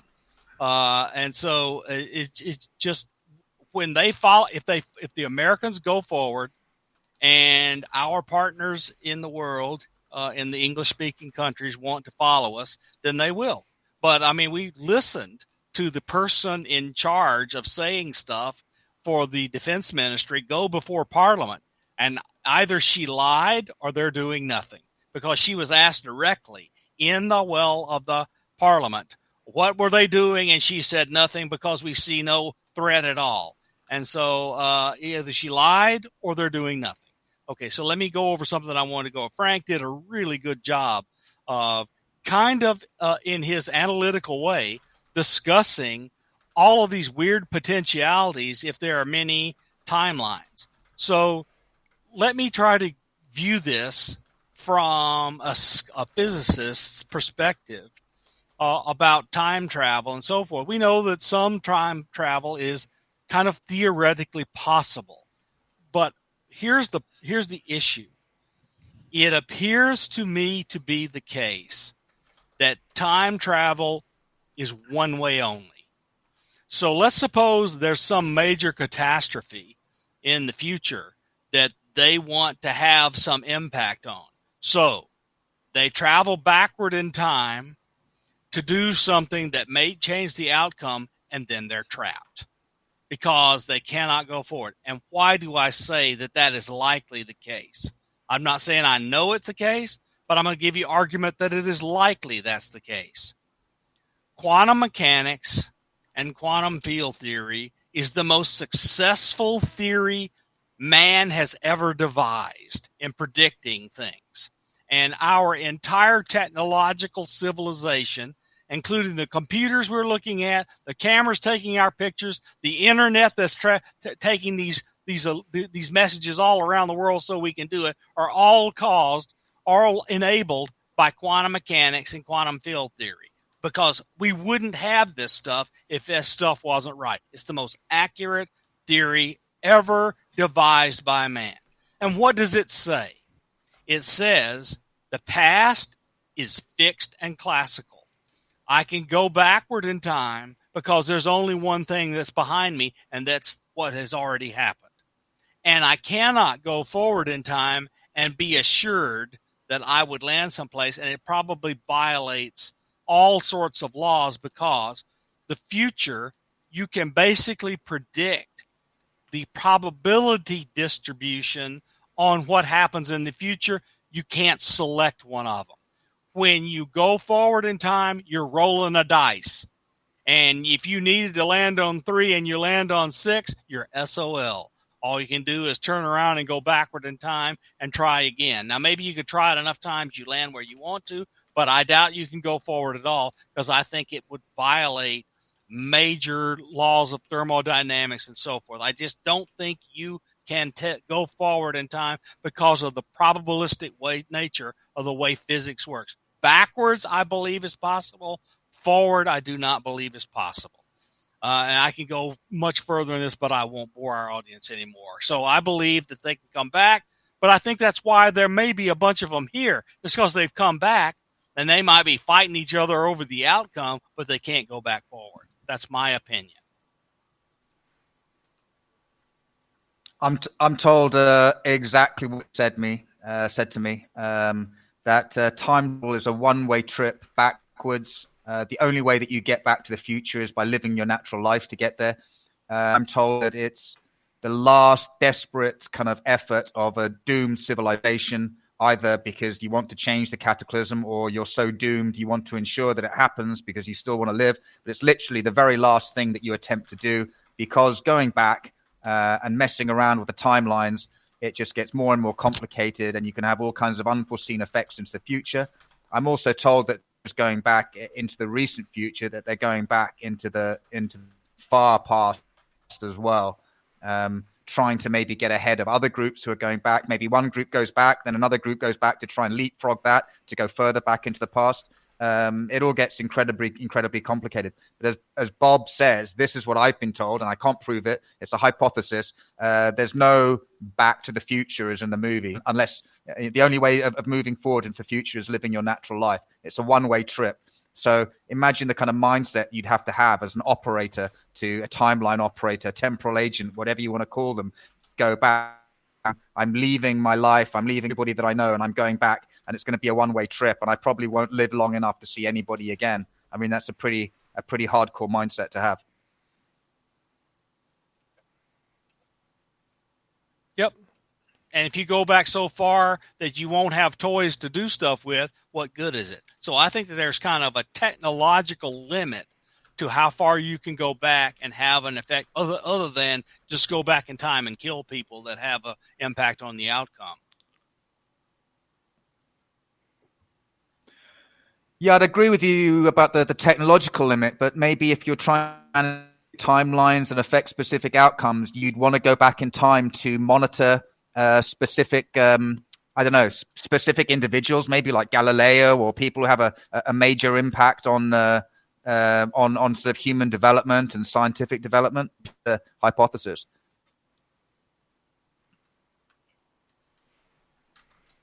Yeah. I get it. I get there are multiple ways to go back and have an impact. And if you're hanging around and advising Galileo what to say, or giving Isaac Newton some help, you'd have a big impact.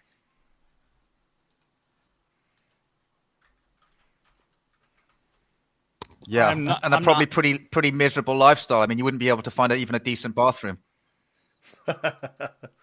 Okay, question coming in from Alien Pickle. Bob, if you travel in time, if you land where the planet was when you started, because then you're in space, because the planet is hauling ass through space, where do you go? Backward in time to the same spot you were physically. I mean, I think that's what we're supposing, is that people are going back in time to a place they're reasonably familiar with. Jeremy is wondering, so if you go back then, is there a clone of your prior self? Well, it depends if you go back before you were born or not. It won't be a clone of you, because remember the thing I was claiming about physics. The past is fixed. So if you go back and you see yourself, it's the same self you become if you live into the future. So you're not a clone. You're the same individual, just different ages.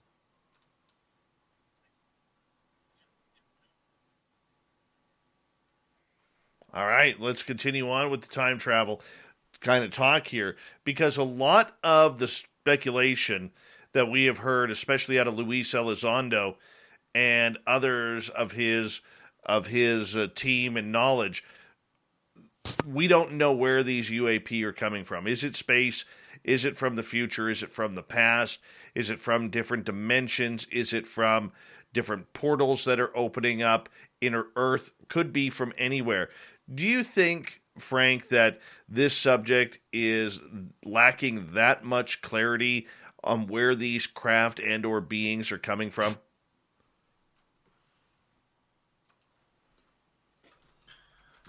Talk to people like Colonel John Alexander, who actually spent time at Skinwalker, right, on his own before NIDS got there, working for Bob Bigelow.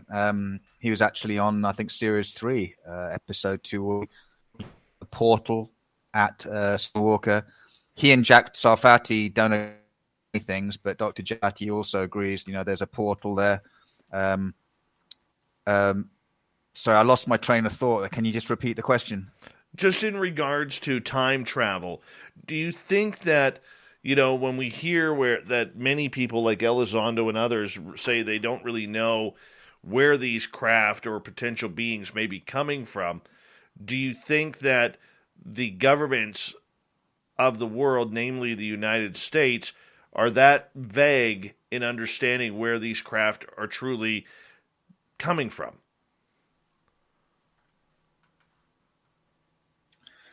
I think that they don't maybe know different intelligence are coming from. And I'm told, for example, that, only some UAP that we see are, maybe future human time traveler related. Others could be from other sources. I'm pretty sure that the American government, the British government, Five Eyes governments have an idea where some of these craft are coming from, where some of these beings are coming from, and maybe even what the intentions of some of these are, as I laid out in the time travel hypothesis. Do they know where the craft and intelligence is behind and what their intentions are? No, maybe I don't believe so. I believe it's so complicated. Just taking the Skinwalker example, it's so complicated. How do you account for, cryptids, poltergeists, cattle mutilations, UFOs, beings coming portals, all in one, relatively small area? It's incredibly complex. Bob, do you want to weigh in on that? I'm good. All right. I'm good. Let's get another question. All right. Black Dragon, who is a former Marine, happy Veterans Day to you, Black Dragon. Much love and Semper Fi to you for your support of Spaced Out Radio all the time, my friend. What if we enter a different timeline? So if there are portals, I believe this is kind of what this entails. Is so in the 1980s and 90s, John Archibald Wheeler was one of the greatest physics instructors in the entire country, and he had the most amazing collection of graduate students of any physics professor I know, period. So Everett was his graduate student, and he came up with the many worlds theory. And what we mean by many worlds theory is there's one past, but as you go forward, all the possibilities lay out and actually happen. But each of them follows a different timeline. So you can flip a coin, and heads is one timeline and tails is another timeline, but both those timelines exist. But you as an individual consciousness can only go down one of them, unless you can find a portal that goes from one to the other. And so I think that if we have these portals, this is likely possible. And I think what may be coming around is people are jumping from timeline to timeline. Like you remember the program Fringe, where they were jumping from one timeline to another one. And so that seems like it might be theoretically possible at some time, given that Everett's theories of many worlds is true. And Sean Carroll from Caltech believes that many worlds is true. And it is a way to get around a ugly bunch of stuff in quantum mechanics. So it's possible, but I mean, right now, I don't know how to run an experiment that shows this is true unless I go to some place like Skinwalker Ranch and prove that it's possible, because it actually exists there. Do you believe, either of you, that we have time travelers walking on our timeline right now? I think that is a possibility of what we are seeing with the UAP, is what we've been talking about. People are coming back from the future trying to change things. I think Frank has people that are telling him that, and I thought that for a while, and I have people telling me something like that, and you can hear others talk about it, and Frank has people telling him stuff about it. Frank, you go ahead and comment. I'm being told that people are being communicated with by future humans, time travelers, protect them or knowledge, that they've been told that accidents have been prevented, that things have been altered so that they don't have accidents or come to harm because they're necessary to do something. I've been told that. I've been told that they exist amongst us, and you would never know unless they told you, and unless obviously you believed it. Now, the people that are telling you that, I believe they believe it. Again, I can't offer any proof. I find it quite plausible based on the people that I'm talking to and their standing and credibility. These aren't crazy people. They are, highly intelligent people in responsible positions. Not given to flights of fancy. It would be a bit like, I interviewed, Captain Bob Salas earlier this year. I had just a private interview with him, a chat, and he's a really nice guy. And it's like, I can't question his experience. It was seen by other people, and you don't put someone who's delusional in charge of nuclear weapons, do you? So, Exactly. it's that kind of credibility that you're dealing with. And look, even that kind of credibility that you're dealing with.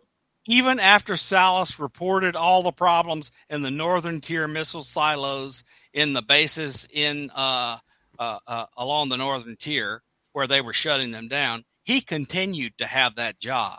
So the Air Force knew he was not crazy, or they would have ripped him out of those silos in a heartbeat. He continued his career there until he retired, even after reporting that UFOs shut the missiles down. Okay, so look, there is a serious theoretical physicist, S. James Gates, who has proven theoretically that he can build a machine and leave it laying around in his laboratory, and if it stays in his laboratory, and he comes back 5 years from now, he can send a message to his 5-year-old self, 5-year younger self. So it's a one-way in time transmission. This is a theoretical result, and it's one-way transmission in time is my principal source for believing that time travel is unidirectional. And this guy has won a ton of physics awards, and he is well accepted. And this was published in a peer-reviewed paper in a highly recognized physics journal. So he has shown one-way travel for information. If you can get, and so it seems if you can get one-way travel for information, then it's possible you can figure out how to get one-way travel for matter. Okay. I want to ask you, though, Bob, if you don't mind, because as we got about 3.5 minutes before we have to go to break at the top of the hour, I'm very curious. For me, time travel is one of those subjects that, and I know this is going to sound very woo-ish, okay, and maybe unpopular with the scientific people who are listening to this show, but to me, time travel is one of those topics in the Pandora's box that the United States government doesn't want to open. Because, look, from what they are hiding, whether it's Roswell or whatever other secrets they are hiding in that Pandora's box, or what's happening at Skinwalker Ranch, they want it to keep vague. And I think time travel, whether or not you believe people like the 20 and Back Crews or Andrew Bashago or even Bob Lazar and all of these people who have come out making very fantastic, unprovable claims, I think it opens up the door to every one of those stories to figure out whether or not, Andrew Bashaga was a child chrononaut, or there are people who have been able to go through jump rooms to different times or different planets. And, that may sound extremely fictional, but right now, with the way things are going, I do not believe that you can write them and dismiss them off as just pure hokum right now. So look, I'm telling you, I've given you the name of reputable physicist that shows it's possible to send information back in time. Okay, so I believe that is possible. I actually believe that's possible. The problem with going forward in time is, and traveling faster than the speed of light and a bunch of other things, is you violate causality in the universe, and that is just a way to utter chaos. So I think causality is one of those things that glues the universe together, and is the reason there's a direction in the arrow of time, and that you can go back, you can't go forward, you can't go through the universe faster than the speed of light, and because of causality. I just think it's very difficult, and I'm perfectly willing for somebody to write down a theory that I can go read and understand and fiddle around with on a computer and simulate and so forth to see if it works and the predictions come true. But right now, I don't know one. I don't see how it will work, and violates something that I believe is fundamental to the stability of the universe, which is causality. Less than a minute. Frank, your thoughts. I defer to Bob's superior scientific knowledge, but as I said, the Back to the Future, I've been told that it's a one-way trip to the past. The only way you get back to the future is by living it. So, the people that I've been speaking to agree with what Bob has just said. Excellent. Gentlemen, I'm going to get you to hold on right there, because we are going to go to break here at the top of the hour. Science Bob and Friends is here for another 30 minutes on Spaced Out Radio, as Dr. Bob McGwier, formerly of Virginia Tech University, is here to discuss the who, what, when, why, and how of everything paranormal, supernatural, and odd. Our special guest tonight, writer, researcher, Franc Milburn. We have him for another 30 minutes here on Spaced Out Radio. And then it is time, once again, for the unbiased UFO report, where the fedora-wearing John Hudson will give us the latest in the UFO news and everything going on. We'll be back with Spaced Out Radio's final hour right here on the mighty SOR.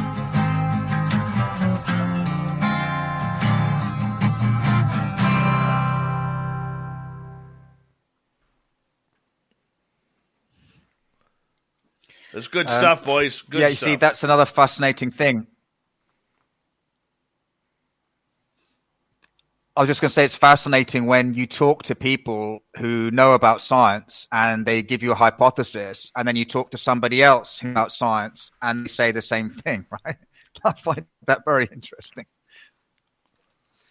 Of course, John Davies is saying that Eric Davis is saying travel to the future is easy, and you can only go backward in time to a single place through a device that you lay down in the past and get to the future. Until Gates has shown this device set down in the past, and they would enable time I'll be travel right back, guys. Chat away. For to the past. And I just don't know. I don't understand how you travel forward in the future. But apparently Eric Davis has told Davies that it's easy. So I just don't. But I don't get it. And so Eric Davis is probably smarter than I am. I don't know. You're probably better at different things, maybe. Oh yeah, it's just different. Yeah. I have not made a big name for myself in theoretical physics. I made a big name for myself in other areas. I mean, I don't need to be good in everything. I'd like to know a lot, but I don't want to be. I don't want to be a superstar in physics if it takes years of my life to get there, which it would. Yeah. Well, you're a superstar in other areas, mate. So I am. I know that. And the places I'm a superstar in, I started 2 companies because of it.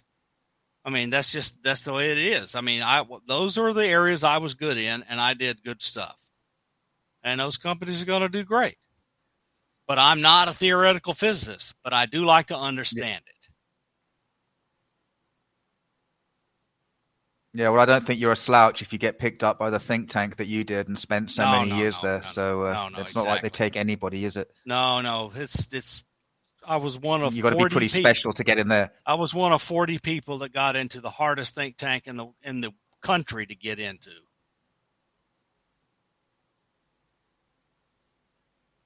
Yeah, and they came knocking on your door. They did, indeed.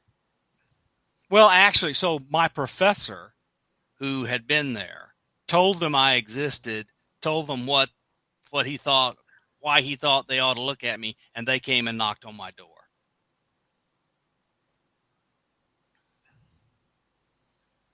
So it was an inside job. Yeah, that's fascinating. Yeah.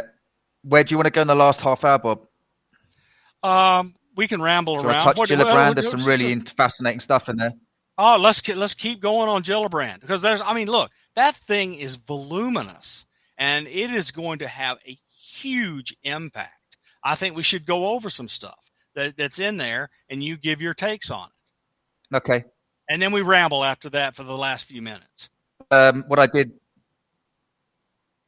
Yeah. What I did, because if you're actually reading the 3 pages of the amendment, it's actually quite difficult to understand. So I cut and pasted different bits out and kind of put them under headings.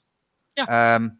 Otherwise, it kind of, when you read it, it seems to jump from one point to another. So I made it kind of more easy to understand. Yeah, but by the time it gets into committees, there's some real bombshells in there. There are, and the forcing of every major sensor system in the United States government arsenal to share information and fuse it in one center, that will be the first time ever, Frank. You already know that. Because I've been arguing for that. It's incredible. I've been arguing for that. I wrote a white paper about it and so forth. Yeah, and also it's the way that it should be. It should be, lawmakers calling the shots and saying what's going to happen, rather than people just doing their own thing, right? Which has been part of the problem for far too long. Part of the problem, not just from the point of view of, the cover up and all the bad things that have happened, but in terms of we haven't been advancing because all these different programs haven't been talking to each other. So, which is where, again, I think Eldo and Mellon want to go. They want to advance. And, all these stovepipes aren't advancing the technology. They are not. And you got to have all those stovepipe sensors in it's got to have all those stovepipe sensors to have an impact on our understanding. It's just we just have to. So the other thing we've got to cover is Ramirez. Well, a CIA officer coming out and saying stuff like he said we need to cover. Okay, so let's go into Ramirez when we get back. We're gonna do some Gillibrand because it's packed, and Ramirez. Okay, that will eat most of the last half hour, if not all of it. That'll eat all of it. All right, we got just under a minute to go.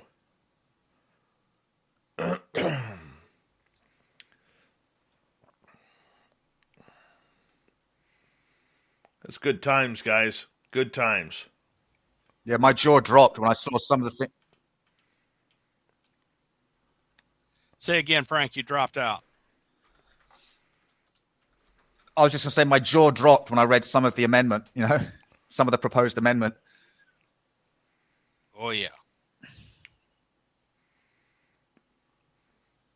All right, boys, a big thank you to all of our super chatters tonight. We really do appreciate it. Thank you to all our new subscribers who are tuning us on in. Chris Moe in Austria, good to see you. Thank you for coming on in. And here we go with the third hour, guys. Horns up. Here comes Bumblefoot.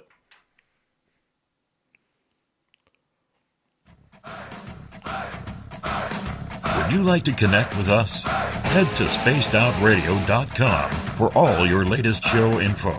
Now, back to Dave Scott and SOR. Third and final hour of Spaced Out Radio is now underway. My name is Dave Scott. Thank you so much for taking the time to join us. We really do appreciate it. Want to say hello to everyone listening in on our terrestrial affiliates across North America, digitally on TalkStream Live, Revolution Radio, and KPNL. All of our archives are free. Go to youtube.com/Spaced Out Radio. Do me the favor, hit that subscribe button. The Desert Clam has set the password for tonight in the SOR Space Travelers Club, Ecophobia. Ecophobia is your password. Use it wisely, space travelers, as a clam sets the password each and every night right here on Spaced Out Radio. Our website is spacedoutradio.com. We have a plethora of features for you, including rocking out to Bumblefoot, reading up on Shirky Poo's Newswire, following us on and with our swag as well. You can check out our social media sites. Why did I forget how to say that? Either way, on Twitter at Spaced Out Radio, Instagram at Spaced Out Radio Show, and new on Twitch. TikTok at Spaced Out Radio. I'm getting confused here, Science Bob, as we bring in Science Bob, Dr. Bob McGwier for Science Bob and Friends, and Franc Milburn is our special guest. All right, there's things heating up in Washington, D.C. Bob, take it away. Yes, really, seriously. So we touched on the Gillibrand Amendment to the National Defense Authorization Act, and we need to go over in more detail some of the more unbelievable aspects. Frank, please tell us your analysis. Okay, well, I think the way to look at this proposed amendment, because at the moment it's a proposed amendment, is basically in terms of what it tells us, what lawmakers have been told, those who've had access to classified good stuff, right? Okay, so my jaw dropped when I read this, and I had to read it kind of like 3 times. So I picked out a few kind of choice morsels. Now, the first one for me that was absolutely amazing was the intelligence sharing between the intelligence community and this new office that's going to be set up to succeed the UAP task force. It's basically mandating that the share what they know on UAP, and that if they don't, then they're going to have to basically answer to both houses in Congress and provide good reasons as to whether this was due to restrictions from classifications or due to other reasons, and for other reasons, bureaucratic interference and obviously, I think Congress have had the bit between their teeth now, and they want to see this through, and they don't want anything standing in their way. Now, one very interesting thing here is they're talking about line organizations being able to rapidly respond to and conduct field investigations of incidents, right? And you'll see where I'm going with this. Okay. They talk about, if you read between the lines, they say personal equipment and resources. And they said to ensure that the designated organization have available adequate personnel with requisite equipment, transportation, and other necessary to respond rapidly to incidents or patterns or observations of UAP phenomena. Okay. And then also as well, they want an update in a proposed report, annual report, an update on any efforts to capture or exploit discovered unidentified aerial phenomena. So what does this tell us? They're talking about resources, okay?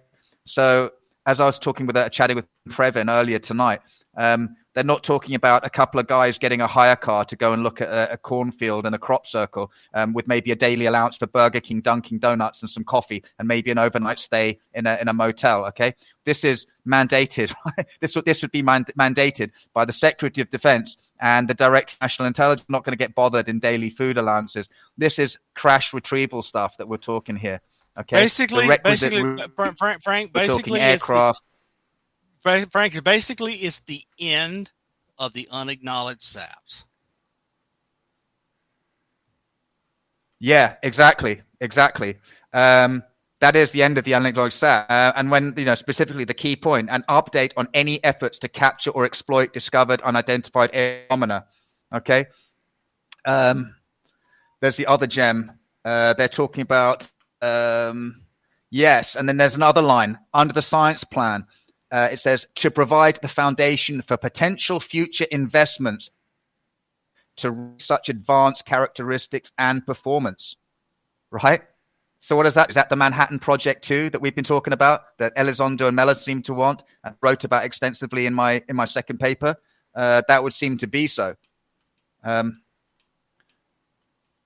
think it's very interesting as well that this new office that they're terming the Anomaly Surveillance and Resolution Office is going to be either under the Secretary of Defense or it's going to be under the Secretary of Defense and the Director of National Intelligence. I think that's very, very significant. That means that you get buy-in from both, plus having the input of like the DOE, NOAA, NASA. I think that's all hugely, hugely significant. It's tying together all the different disparate parts of government who don't want to talk to each other normally, who stovepipe, and forcing them all to play together like nice people. It's incredibly significant. And that's in contrast to, what happened with the UAPTF when, they were stonewalled by some people. Bob, you got anything to say on that? Well, I look for the next nugget. No. Look. We're going to cover John Ramirez in a minute, but let me just give you a little preview. The National Reconnaissance Office builds assets for doing reconnaissance. They don't do the analysis and capture, etc. Those are done by other elements. NGA is in charge of imagery. National Security Agency is in charge of communications intelligence and SIGINT. DIA is in charge of MASINT. That's every other kind of sensor you can think of is a defense intelligence agency. Why do we always go to the wrong agency with our FOIA? People need to understand who owns these stovepipes, because these stovepipes are where all the information exists. And if you want information, you've got to go into these stovepipes. The thing that Gillibrand is doing is ending the separation in the stovepipes in an office to get information about UAP. It's a big deal, Frank. Yeah, it's a big deal. I mean, she's talking about in this amendment, all the scientific theories that they want to understand, the propulsion, the aerodynamics, the signatures, the structures, material sensors, countermeasures. They talk about weaponry, the LX power generation. Okay, but the question I'm asking is, ORSAP was looking at these, right? 11, 12 years ago. So with the DIRDs and also with, the two reports that they did for the Nimitz, God knows how many other reports they did as well, Roosevelt report. So why is it taking 12 years to get here, right? Which is a great question. The other thing that I thought was extremely interesting. Sorry, go ahead. Yeah, the one thing that's here, that has never been true before. If she gets her way, everyday, ordinary university scientists will be allowed to play. And not only that, she mandates where they come from. So Avi Loeb's organization is going to get to have 2 representatives in there to help spread the work amongst university scientists. And look, having been at the Hume Center for many, many years, over a decade, I can tell you, you can carve out parts of classified projects that are unclassified so that scientists and engineering people can work on it, even though they don't have a security clearance. I know it because I did it for over a decade. And with working for the former director of science and technology for the CIA, who put me in the position. So this is the kind of thing that needs to happen. You need to open up the area of coverage of who gets to look at this problem to broader scientists. If you have stuff you don't want them told, then don't tell them that part of the problem, but give them enough to work on the problem. That's what she's mandating. Yeah, I was going to say hugely significant as well. There's there's several paragraphs just on like nukes and the threat to nukes, and they specifically mention nuclear powered vessels, submarines, and that's they've also talked about UAP, transmedium vehicles. She's mandating that they want to be looking at everything that's in space, in the atmosphere, flying over land, on land, at the surface, subsurface. It's really quite incredible. Also, in terms of the threat. Evaluating the threat such present to the United States, talking UAP, identification of potential air-based or other threats posed by UAP to the national security of the United States, right? So they're taking this very, very well. But look, a major source of threat to the United States of America of UAP is not the UAP. The major source of threat to the United States of America from UAP is China figures out how they work and they come and whack our ass. That is a threat.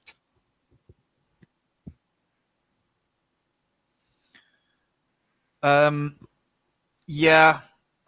agree with that. And it's very hard to say something is definitely a threat. You understand the intent behind it. But if, for example, we were to give further credence to the future human hypothesis, I mean, me as myself, former intelligence officer, if I see a UAP, if I see aircraft with red stars on the side flying over like my position or flying over the nuclear assets that I'm in charge of, I'm going to be extremely concerned, right? And the public would be extremely concerned if they were Russian, Chinese, North Korean, whatever. I see, these craft either shutting down nukes, interfering with nukes, or initiating, launch sequence in some cases. In 1964, okay, it wasn't a live nuke; it was a ballistic missile without a warhead, but destroying that.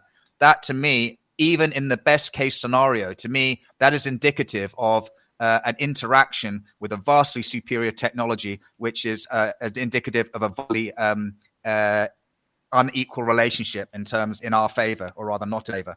So okay. Any way you cut it, that is not an advantageous position for human beings to be in. Okay, let me. In my humble opinion, that's great input. So look, let's answer John's question. Tell us what you know about Zodiac, and if you know anything about Zodiac that you can talk about. Does the UK have Zodiac retrieval teams? With any such operation or terminology, and if I did, I would propose to discuss it. Exactly, same here. Just I give the same answer, Eric. I don't know. The truth is, I don't know. What I know, I don't know, so I'm not saying it. If you ask me for an opinion, I would say very likely. If you look at, just to look at the language here, where they're talking about, resources, basically they're calling it investigations, but what they really mean are crash retrievals, right? In this amendment, we're not talking about driving to or flying to, a military airport or the nearest regional airfield and getting a vehicle and driving to see a crop circle. If you're investigating, a UAP or a downed UAP, it might be stuck in the side of a mountain. It might be, in a deep lake in the middle of the mountains, in the middle of nowhere. It might be somewhere where there aren't roads that you can get to. You're talking, you might have to build a road to actually get the UAP that you've retrieved. You have to have digging equipment, drilling equipment, bulldozers. You might have to have river crossing equipment because it's too big to go on rail tracks, right? And it's too big to go on roads, and it can't be carried by heavy lift helicopters, or it can't be disassembled to be put inside a large transport aircraft, right? So to deal with that kind of problem, and the military who deal with these kind of problems, they like operational plans. They like to have all the resources. They like to know so that this isn't just something that you pick up the phone and start trying to cobble together in after the event. You want to have all these assets allocated as part of an op plan, so you know all your logistics, all your assets and detachments, so that you can go and carry out this type of operation. And that's what they're talking about in the read between the lines. It is indeed. Look, the thing our audience and others ought to understand, and they need to understand, is there is no entity on Earth except the United States of America that can command the kind of logistics you're talking about.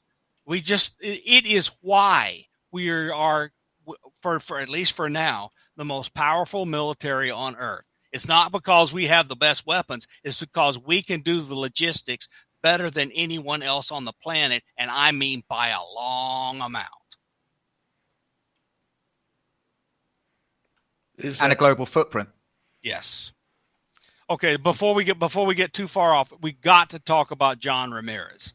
So tell us what you think of John Ramirez's paper and the things he's covered. Well, that I thought was like, is he legit? And he's asking people to ask if he's legit. But before I even had to pop, a buddy of mine who's at the CI and who's interested in me actually sent me both the YouTube podcast and a copy of his basically aid to the intelligence community. So I got that question answered without having to answer it. I think it's fascinating. I think the presentation was excellent.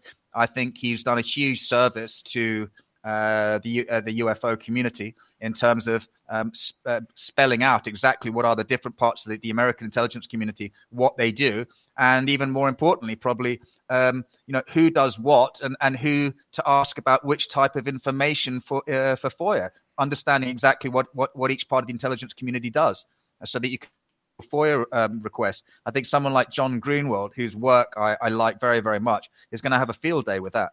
Yes, I agree. I think John Greenwald is the person I was thinking about that this paper would help the most, and I'm really glad that John took the time to do it. So Ramirez worked for in and around Ted Hume, and Ted Hume was DS&T at the CIA, and Ted Hume founded the center that I worked at before I retired.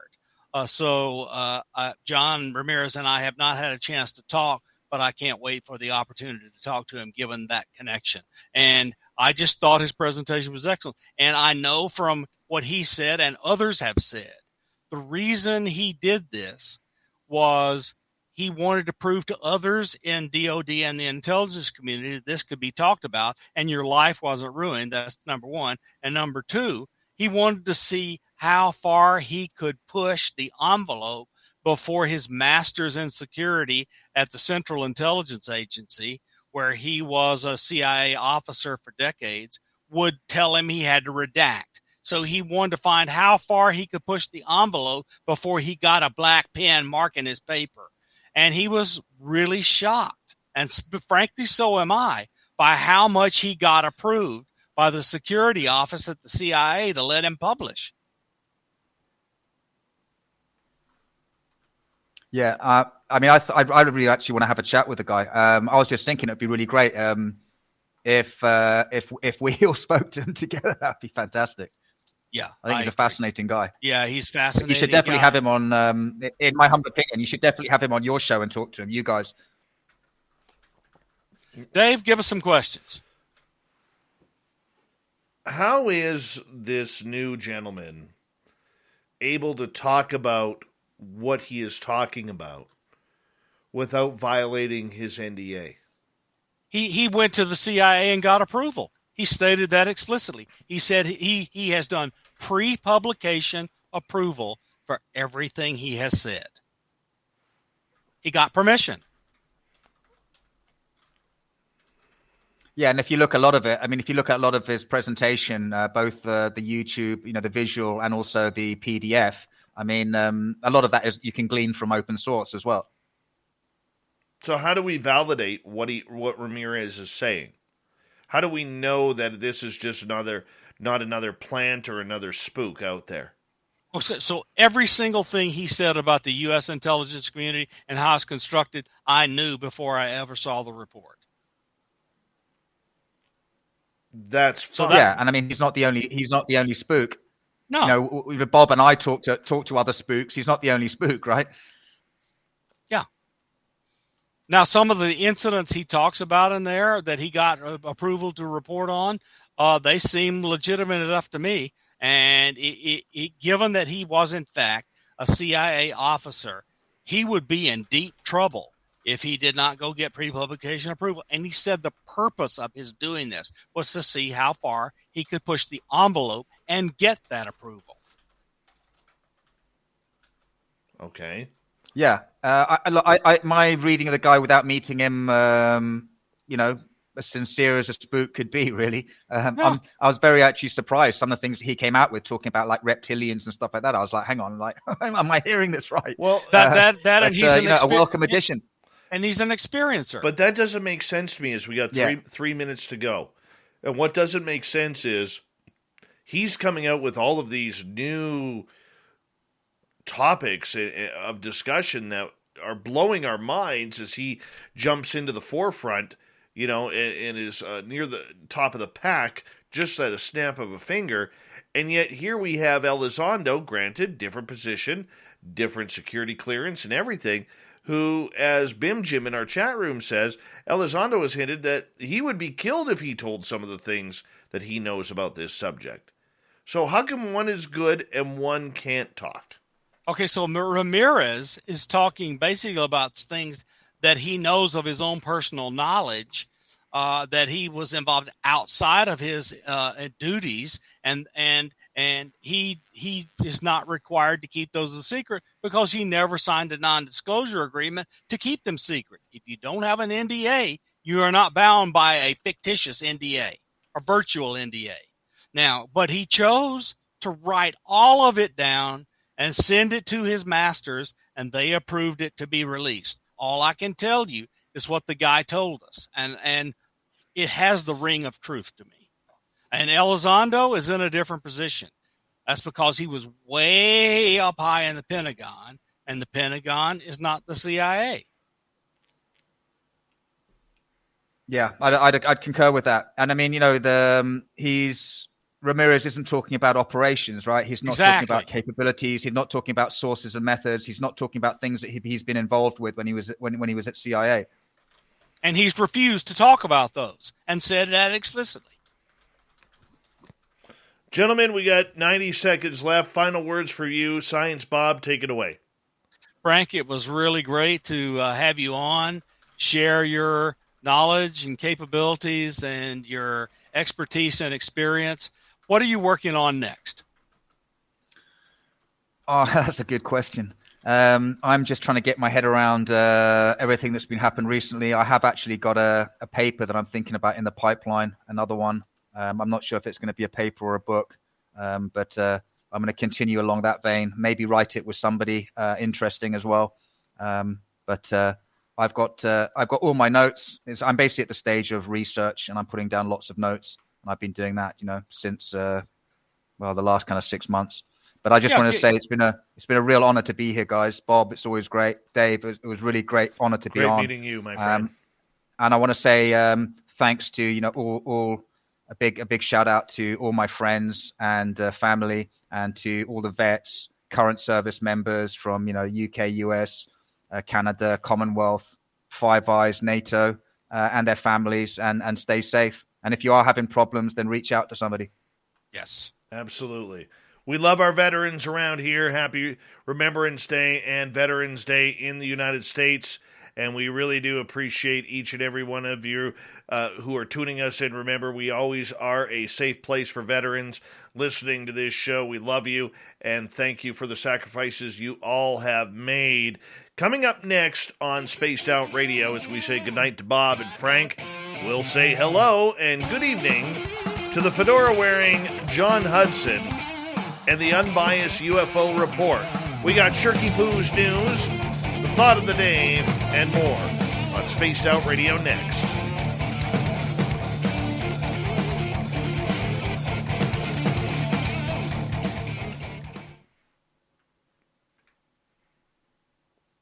Great show, guys. I told you, great Frank, show. it goes like a bat out of hell, doesn't it? I couldn't believe it. It was like 10 minutes, or 5 minutes, and half an hour's just gone ding. It's people get so scared about 2.5 hours. I never feel like I got through everything I wanted to. It went so fast every time. It was just like half an hour gone, half an hour gone. Yeah. I mean, carry on reasonable conversation about interesting topics. And, you could go on for hours on any one of these topics. Yeah. We covered a lot. Yeah. No, I know it was a really great conversation, really great flow, great questions as well. Yeah, I had a really good time, guys. I want to say thanks very much. And thank you, Frank, and be well, brother. And I'm always in your corner and thinking about you. Yeah, I appreciate that. I appreciate that very much. I'll say good night, guys. Thank you. All right. Take care, guys. Good night, Dave. Good night, Science Bob. All right. There we go. It's a hell of a show right there. Eddie Haskell, how you doing, buddy? Excalibur, good to see you. Who else we got? Mr. Too Much Information. And there he is, Grandmaster, otherwise known as The Gong Show around here. Abel Abner, welcome to our channel. Thank you so much.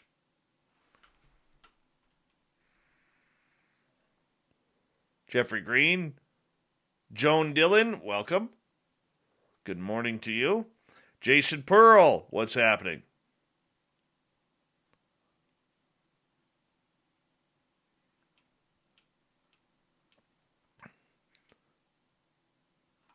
Great knowledge tonight from you, Bim Jim. Thank you.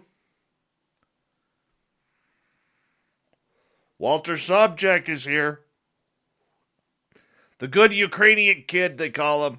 Back in the day, Walter Sobchak.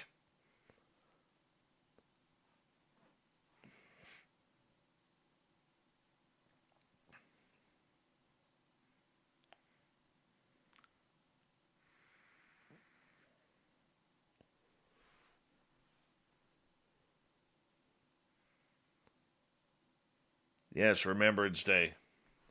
Right there.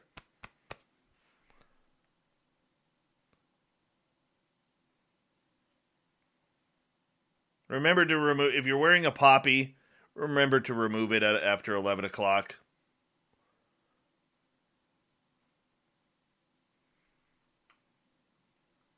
In the morning, that is.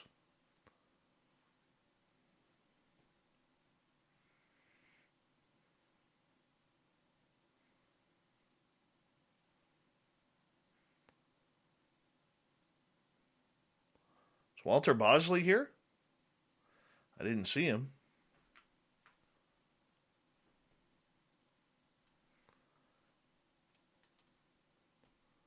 Just waiting on the fedora-wearing John Hudson to join us. I don't know where Mr. Cowley is. I feel a little bit better today. My arm is still bugging me. But that's okay. Not as bad as yesterday.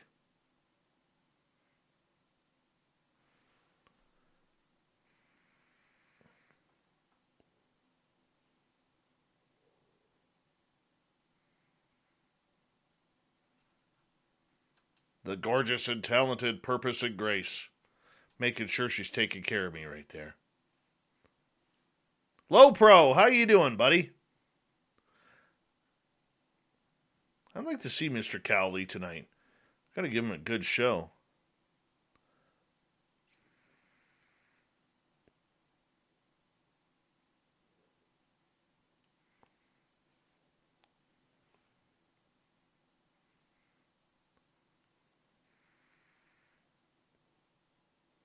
Hi, Mama Susan. Why, what? Our man, Black Dragon, the Marine. How you doing, buddy? Pretty good, man. Yourself? I'm great. That was cool. I'm going to sleep in tomorrow a little bit. Then I'm going to go pay my respects. And then probably head out in the forest for a bit. Go look for some Sasquatch. What are you going to do, Dave, if one of these days you go up there and there's just like three of them sitting around a campfire and they're like, oh, hey, what's up? Have a seat. That'll be hopefully this weekend. There you go. All right, here we go, everyone. Thank you to everyone on the Super Chats. We really appreciate it tonight. And let's rock.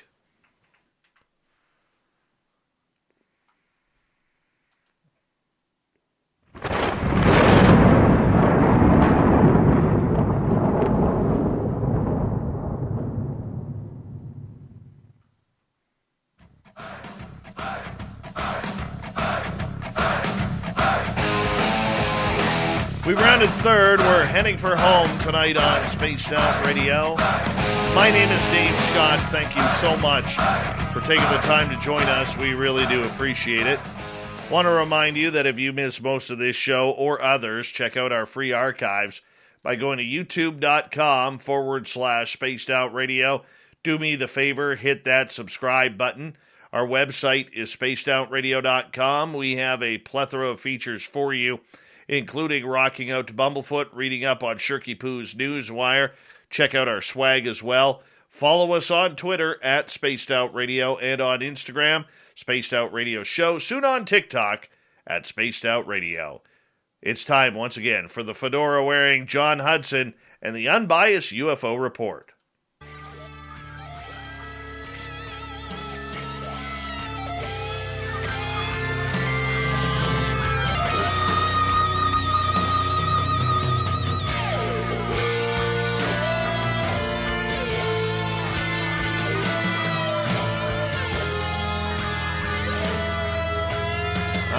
Mr. John Hudson is back for the unbiased UFO Report. And, John, sometimes, we don't like some of these stories that come out. And we're going to get to a very sad story right off the bat here involving a friend of this show in Erica Lukes and her ex-husband, Chris Marks. I mean, this has got very ugly, and we all want to support Erica in this time of need. I don't know how else to put it, but just a horrible story coming out of Utah. Very rough story, and unfortunately, we've seen a couple of stories like this come up, and so I think this is just a reminder that once our community gets big enough, statistically, we're going to get all sorts of different people into here, and some of these people need more help than others, and we've all seen people getting pushed to the edge in debates and fighting matches and so forth. And this is someone who's clearly not doing well. And so it's a really unfortunate thing. But I think it's something that we should all be cognizant of, that there could be other people in our community that seem very normal to us online, but behind the scenes, their lives are, in a really bad place. And you never know, who might need help and who might not. And I think, we all got to do a good job of reaching out to each other for that very reason, Dave. All right. So let's explain what happened here. And it was recently put out on Fox News in Utah, out of Salt Lake City, where Erica Lukes, who's was married to Chris Marks, they are now in the midst of getting a divorce after some domestic violence here. Yes, and I want to add that essentially a lot of us saw this relationship evolve. Right, we saw it when they first got together. We saw, how she talked about him, and how she had. She really was a very vocal hero of his. She was very, very, very good at talking about, what he was doing and how proud she was of him, and she really defended him in a big way. And so to have it go from that to this is just it's really rough. But essentially it's twofold, and that essentially there was actually domestic violence that occurred, at least allegedly, and so that has to get investigated. And then he also was on record saying a lot of things that you probably shouldn't be talking about, and in ways that you probably should be talking about. And so he's got an uphill legal battle in front of him, that's for sure. I debated whether or not we should run this story, and it was debated between our entire SOR team. But you know what? We do have to bring information to the table, and sometimes news isn't pretty, and we want to show our support for Erica Lukes, who has been on this show a number of times over the years, and she's always talked highly of us. We've always talked highly of her. Nobody should have to go through any sort of domestic violence whatsoever. Now, Chris Marks, her ex-husband, he is a former security guard at Skinwalker Ranch. He's been very vocal over his treatment at Skinwalker Ranch and the way the guards were treated. He is a full-time soldier with the National Guard in Utah. He has not been reprimanded by the National Guard as of yet. One of the other issues, and I know we debated whether we were going to touch on this, but he was also caught saying some very flagrant type threats to the President of the United States, as well as people who support the president as well, which is never good. And that was caught on tape and caught on online postings as well. So, I mean, this is just a very ugly scene, and I really hope that all of us here at Spaced Out Radio can send some much-needed love and healing over to Erica Lukes, who's gone through a very difficult situation. But you know what? I commend her. And I hope that everybody who is suffering currently from some sort of domestic abuse, whether it's physical, verbal, whatever it may be, to find that strength to go to the police and get help. And if the police aren't helping, keep fighting. Go to a doctor, go to a hospital, go to your family, go to your friends, because we need that strength. And you don't have to do it all alone. And let's just hope that, if all of the alleged charges against Chris Marks are true, let's hope that the law deals with him in a very proper fashion. Yeah, and I also want to say that I applaud her for the passion and energy she went into this. A lot of us, we've been hurt. We go into new situations with a lot of visible scarring, and I just hope everyone puts as much energy into getting into things as she did, and as much energy getting out to things as she did. Yes, and please, once again, we encourage anybody who is going through this type of domestic situation to keep fighting and get help. There's always help out there. All right, let's move on to story number 2, John, where Luis Elizondo. Okay, so he was recently in the United Kingdom, and he was interviewed by GQ UK, and I'm telling you, I don't know if it's if you got this opinion or not, but it really seems like they're trying to make him into the UFO sex symbol here. Yes, there are, and the funny thing is that they obviously couldn't get their hands on a bunch of new pics, so they used a lot of the same pics of Elizondo that we've all seen, but they put them in this order and they added some other things, and yeah, I mean, they're definitely suggesting that he should be wearing some pretty expensive suits and catching the right angles, and now what's interesting is that they did basically write a pretty good article. I mean, I would say about the first half of it is a kind of a nice historical background on the Nimitz case, and then it actually goes into an interview of Elizondo, and it's just a back and forth Q&A for the rest of the doc, and it's a long article. And if you were at all new to this scene, this would be a fantastic primer to this one aspect of it. But if you've been around for a while, you're not really going to learn anything new. But there are some different angles that are kind of presented. Lou always drops something a little bit new in each interview he does. But for the most part, it was a really good primer. But it was just very funny to see Elizondo in all these it's like you expected to see him up there with Ben Affleck and Matt Damon in some 3-suit pose. It was pretty funny.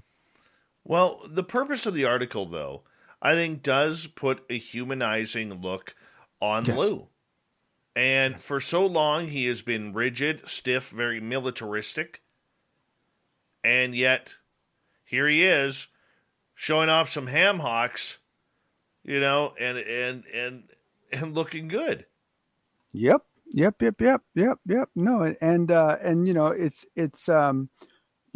I don't know. I think that, you should basically do your best no matter what the circumstances are. And if you end up, making a little bit of fun of yourself, it's all good. If you end up looking good, hey, that's all good as well. I mean, it's like, I think it presented Lou in a very good light. And I agree with you. I think it was very humanizing. What was discussed in that article? Say again? What was discussed in that article? It was basically, it wasn't, that's the one problem when you read a lot of this stuff is that, it's pretty hard to find new information, but they basically, went over a lot of the same stuff, when did you get involved in ATIP?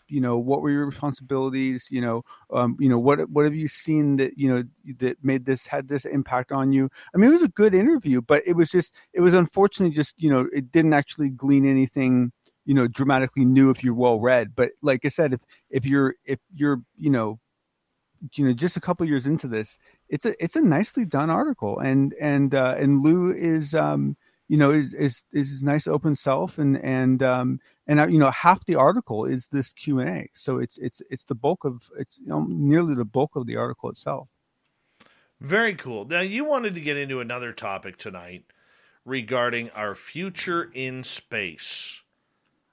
Yeah, so I knew there was a good chance this might happen, and I was trying to be really optimistic, and it wasn't the most exciting event in the world. First off, I was hoping that everyone would be on a panel at the same time. That's not how it worked. Each person was interviewed separately. So you only had one person on stage with the guy who was interviewing, and so they just basically went through. But they were aware of each other, and they were aware of each other ordering meetings. They would make references to each other. But basically, what it came down to is they actually tried. They tried to ask some good questions. One of the things that they asked of DNI Haynes was, they said, can you speak to the trade? This is how he phrased it.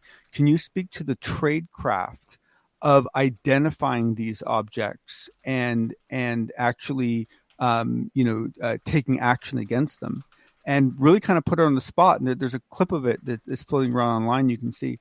And so basically I applaud them for actually asking a lot of questions that could have resulted in some very, very interesting dialogue. Unfortunately, just because of this venue, I mean, the DNI went into this, this lengthy, answer that actually didn't answer anything at all. I mean, there was a lot of dancing going on. It was too official. It was too pretty. It was too, it wasn't what I was hoping. It wasn't what I was hoping it would be. But it's certainly very, and a lot of people did great job of grabbing clips of it. And you can find clips of it all over Twitter, but there was lots of opportunities for it to do something really cool, but that's not what happened. It was just kind of, I don't know. I was kind of bummed. I was just kind of, I don't know what I was looking for, but I was really hoping that there would be some, really groundbreaking stuff. Now I will say this, that at one point they asked both the NASA guy and the DNI, what's something that your organization does that the public doesn't know about that would really impress them? And of course, DNI Haynes, basically said, I can't tell you anything that's cool because all the cool stuff we do is, I can't tell you about.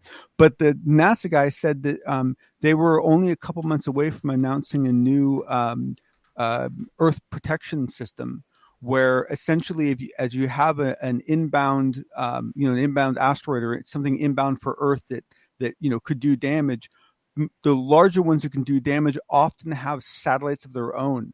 They have smaller pieces that are rotating around them as they fly.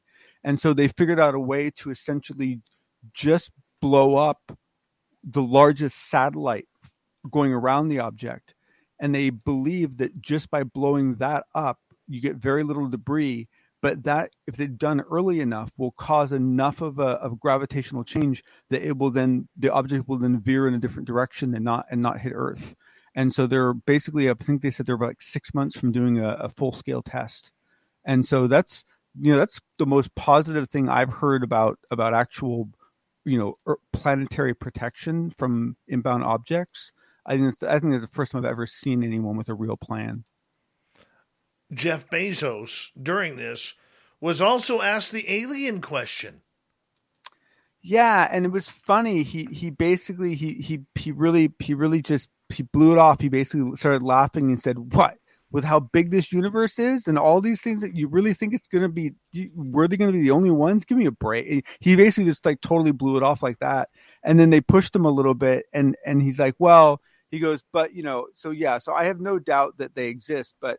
I haven't seen any convincing evidence that they've actually like reached Earth yet. Then he kind of pulled it back, but it was this was just a very polished event, and I don't think there was a lot of people talking off the cuff, just letting anything fly loose as I was kind of hoping. And sometimes you get that with multiple people in the same panel because they'll start playing off each other, But because they did each person individually.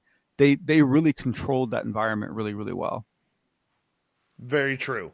Very true. John, it's always a pleasure to have you on here for the Unbiased UFO Report. We will continue on here with the show. And, John, we'll talk to you in a couple seconds. Let's get to Shirky Poo's news.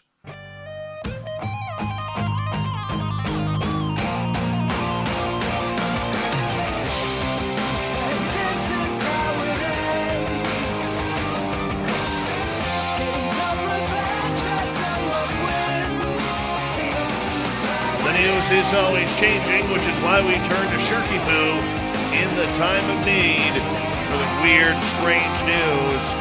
How would you like to be fishing and all of a sudden be, swarmed and killed by piranha? Yeah, that's what happened to a 30-year-old man who was out on a day enjoying the fishing with two friends in southwestern Brazil when a swarm of bees attacked the three. All three rushed into the water. Two made it back to shore when they realized that the lake was swarming with piranhas. Now you got killer bees up front, above ground. You got piranha in the water. I'm sure there's caiman around somewhere. Not a very good time here for these gentlemen. Well, unfortunately, one man was killed. He was never found, eaten by the piranhas. Firemen found his body 4 meters from shore. They said that the fish had torn open several parts of his body and the right side of his face. An initial investigation suggested that he had drowned rather than died from wounds inflicted by the fish. Another reason not to go into water, people. Piranhas, sharks, anacondas in that river, caimans, alligators. Just not cool. Not cool at all. Moving on, a cattle farmer in Brazil said a steer that escaped slaughter and ended up on a water slide at a neighboring club will now be kept as a pet. Carlos Miguel Sarante said the 2-year-old steer escaped from his cattle farm in Nova Granada and made its way to the neighboring Indie Club de Campo, where the animal ended up deciding, hey, that water slide looks pretty fun. I'm going to give this a go and slide into the pool. Exactly what the cow did. The steer slid halfway down the slide, though, before coming to a stop.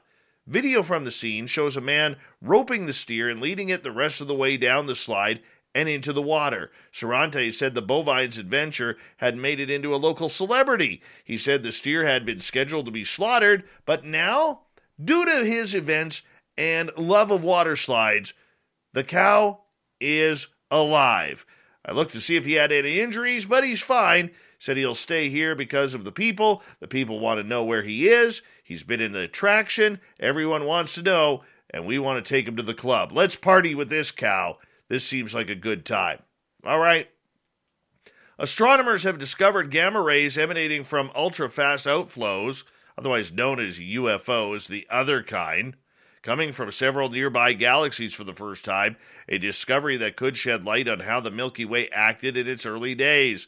A group of researchers, led by those at Clemson University, used data from the Large Area Telescope on board NASA's Fermi Gamma Ray Space Telescope and stacking technique to combine weak signals to find the gamma rays from these UFOs. Not to be confused with extraterrestrials, UFOs are powerful winds that come from supermassive black holes that could play a role in how large the black hole itself grows, as well as the host galaxy. Very cool.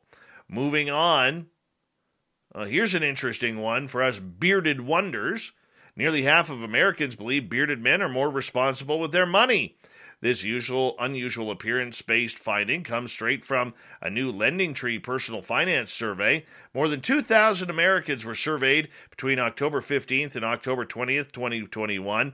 48% say they think men with beards and or mustaches are way better with money than when compared to clean-shaven men. I would trust a mustache over a beard, though. I really would. Look at Uncle Dale. All right. Ufology Tarot, inspired by the history of UFOs, has been made. The project is the brainchild of a group of accultured fine folks, graphic designer Miguel Romero, together with Greg Bishop, Joshua Cutchin, Susan Demeter, and David Metcalf. Lots of former guests on this show who are all within liminal worlds, fringe studies, and arcane knowledge.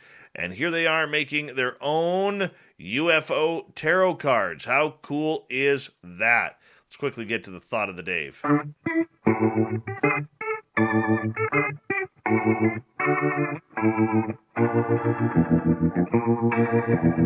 right, let's do this thing. What's something odd that grates your nerves? Jonathan, 5 days a week. Let's make it 3 days for work. Carol, people leaving perishables on the shelf instead of back of the freezer or fridge. Gail hates leaf blowers. It's a sound from hell, according to her. Danny, people who drive like a-holes. Jonathan, women who leave the toilet seat down. So selfish. Just a joke. Relax. Krista, people who don't believe in ghosts and all things unseen. It's so much grating, but it's very interesting. All right. Let's go to it. Thank you to everyone participating. John, Science Bob, Frank Milburn, Shirky Poo, and the rest of you. We got Mr. Ron Bumblefoot Thal rocking in the background with Little Brother is watching. Bumblefoot is the official music of Spaced Out Radio, rocking us in and out of every single show. Get your horns up for the guitar god himself. Special thanks to everybody listening in at home, at work, in your cars, wherever you may be. In our chat rooms tonight, YouTube, Twitch, LGAP, Revolution Radio, Facebook, Spreaker, the Space Travelers Club, and on Twitter at hashtag Spaced Out Radio. I know you're out there somewhere. Remember, this show is copyright by Spaced Out Radio and SOR Media Ventures Limited. Thank you so much for choosing to share your evening with us, because together, my friends, we're watching. We own the night. Mr. Bumblefoot, we need a favor. We need you to take us home.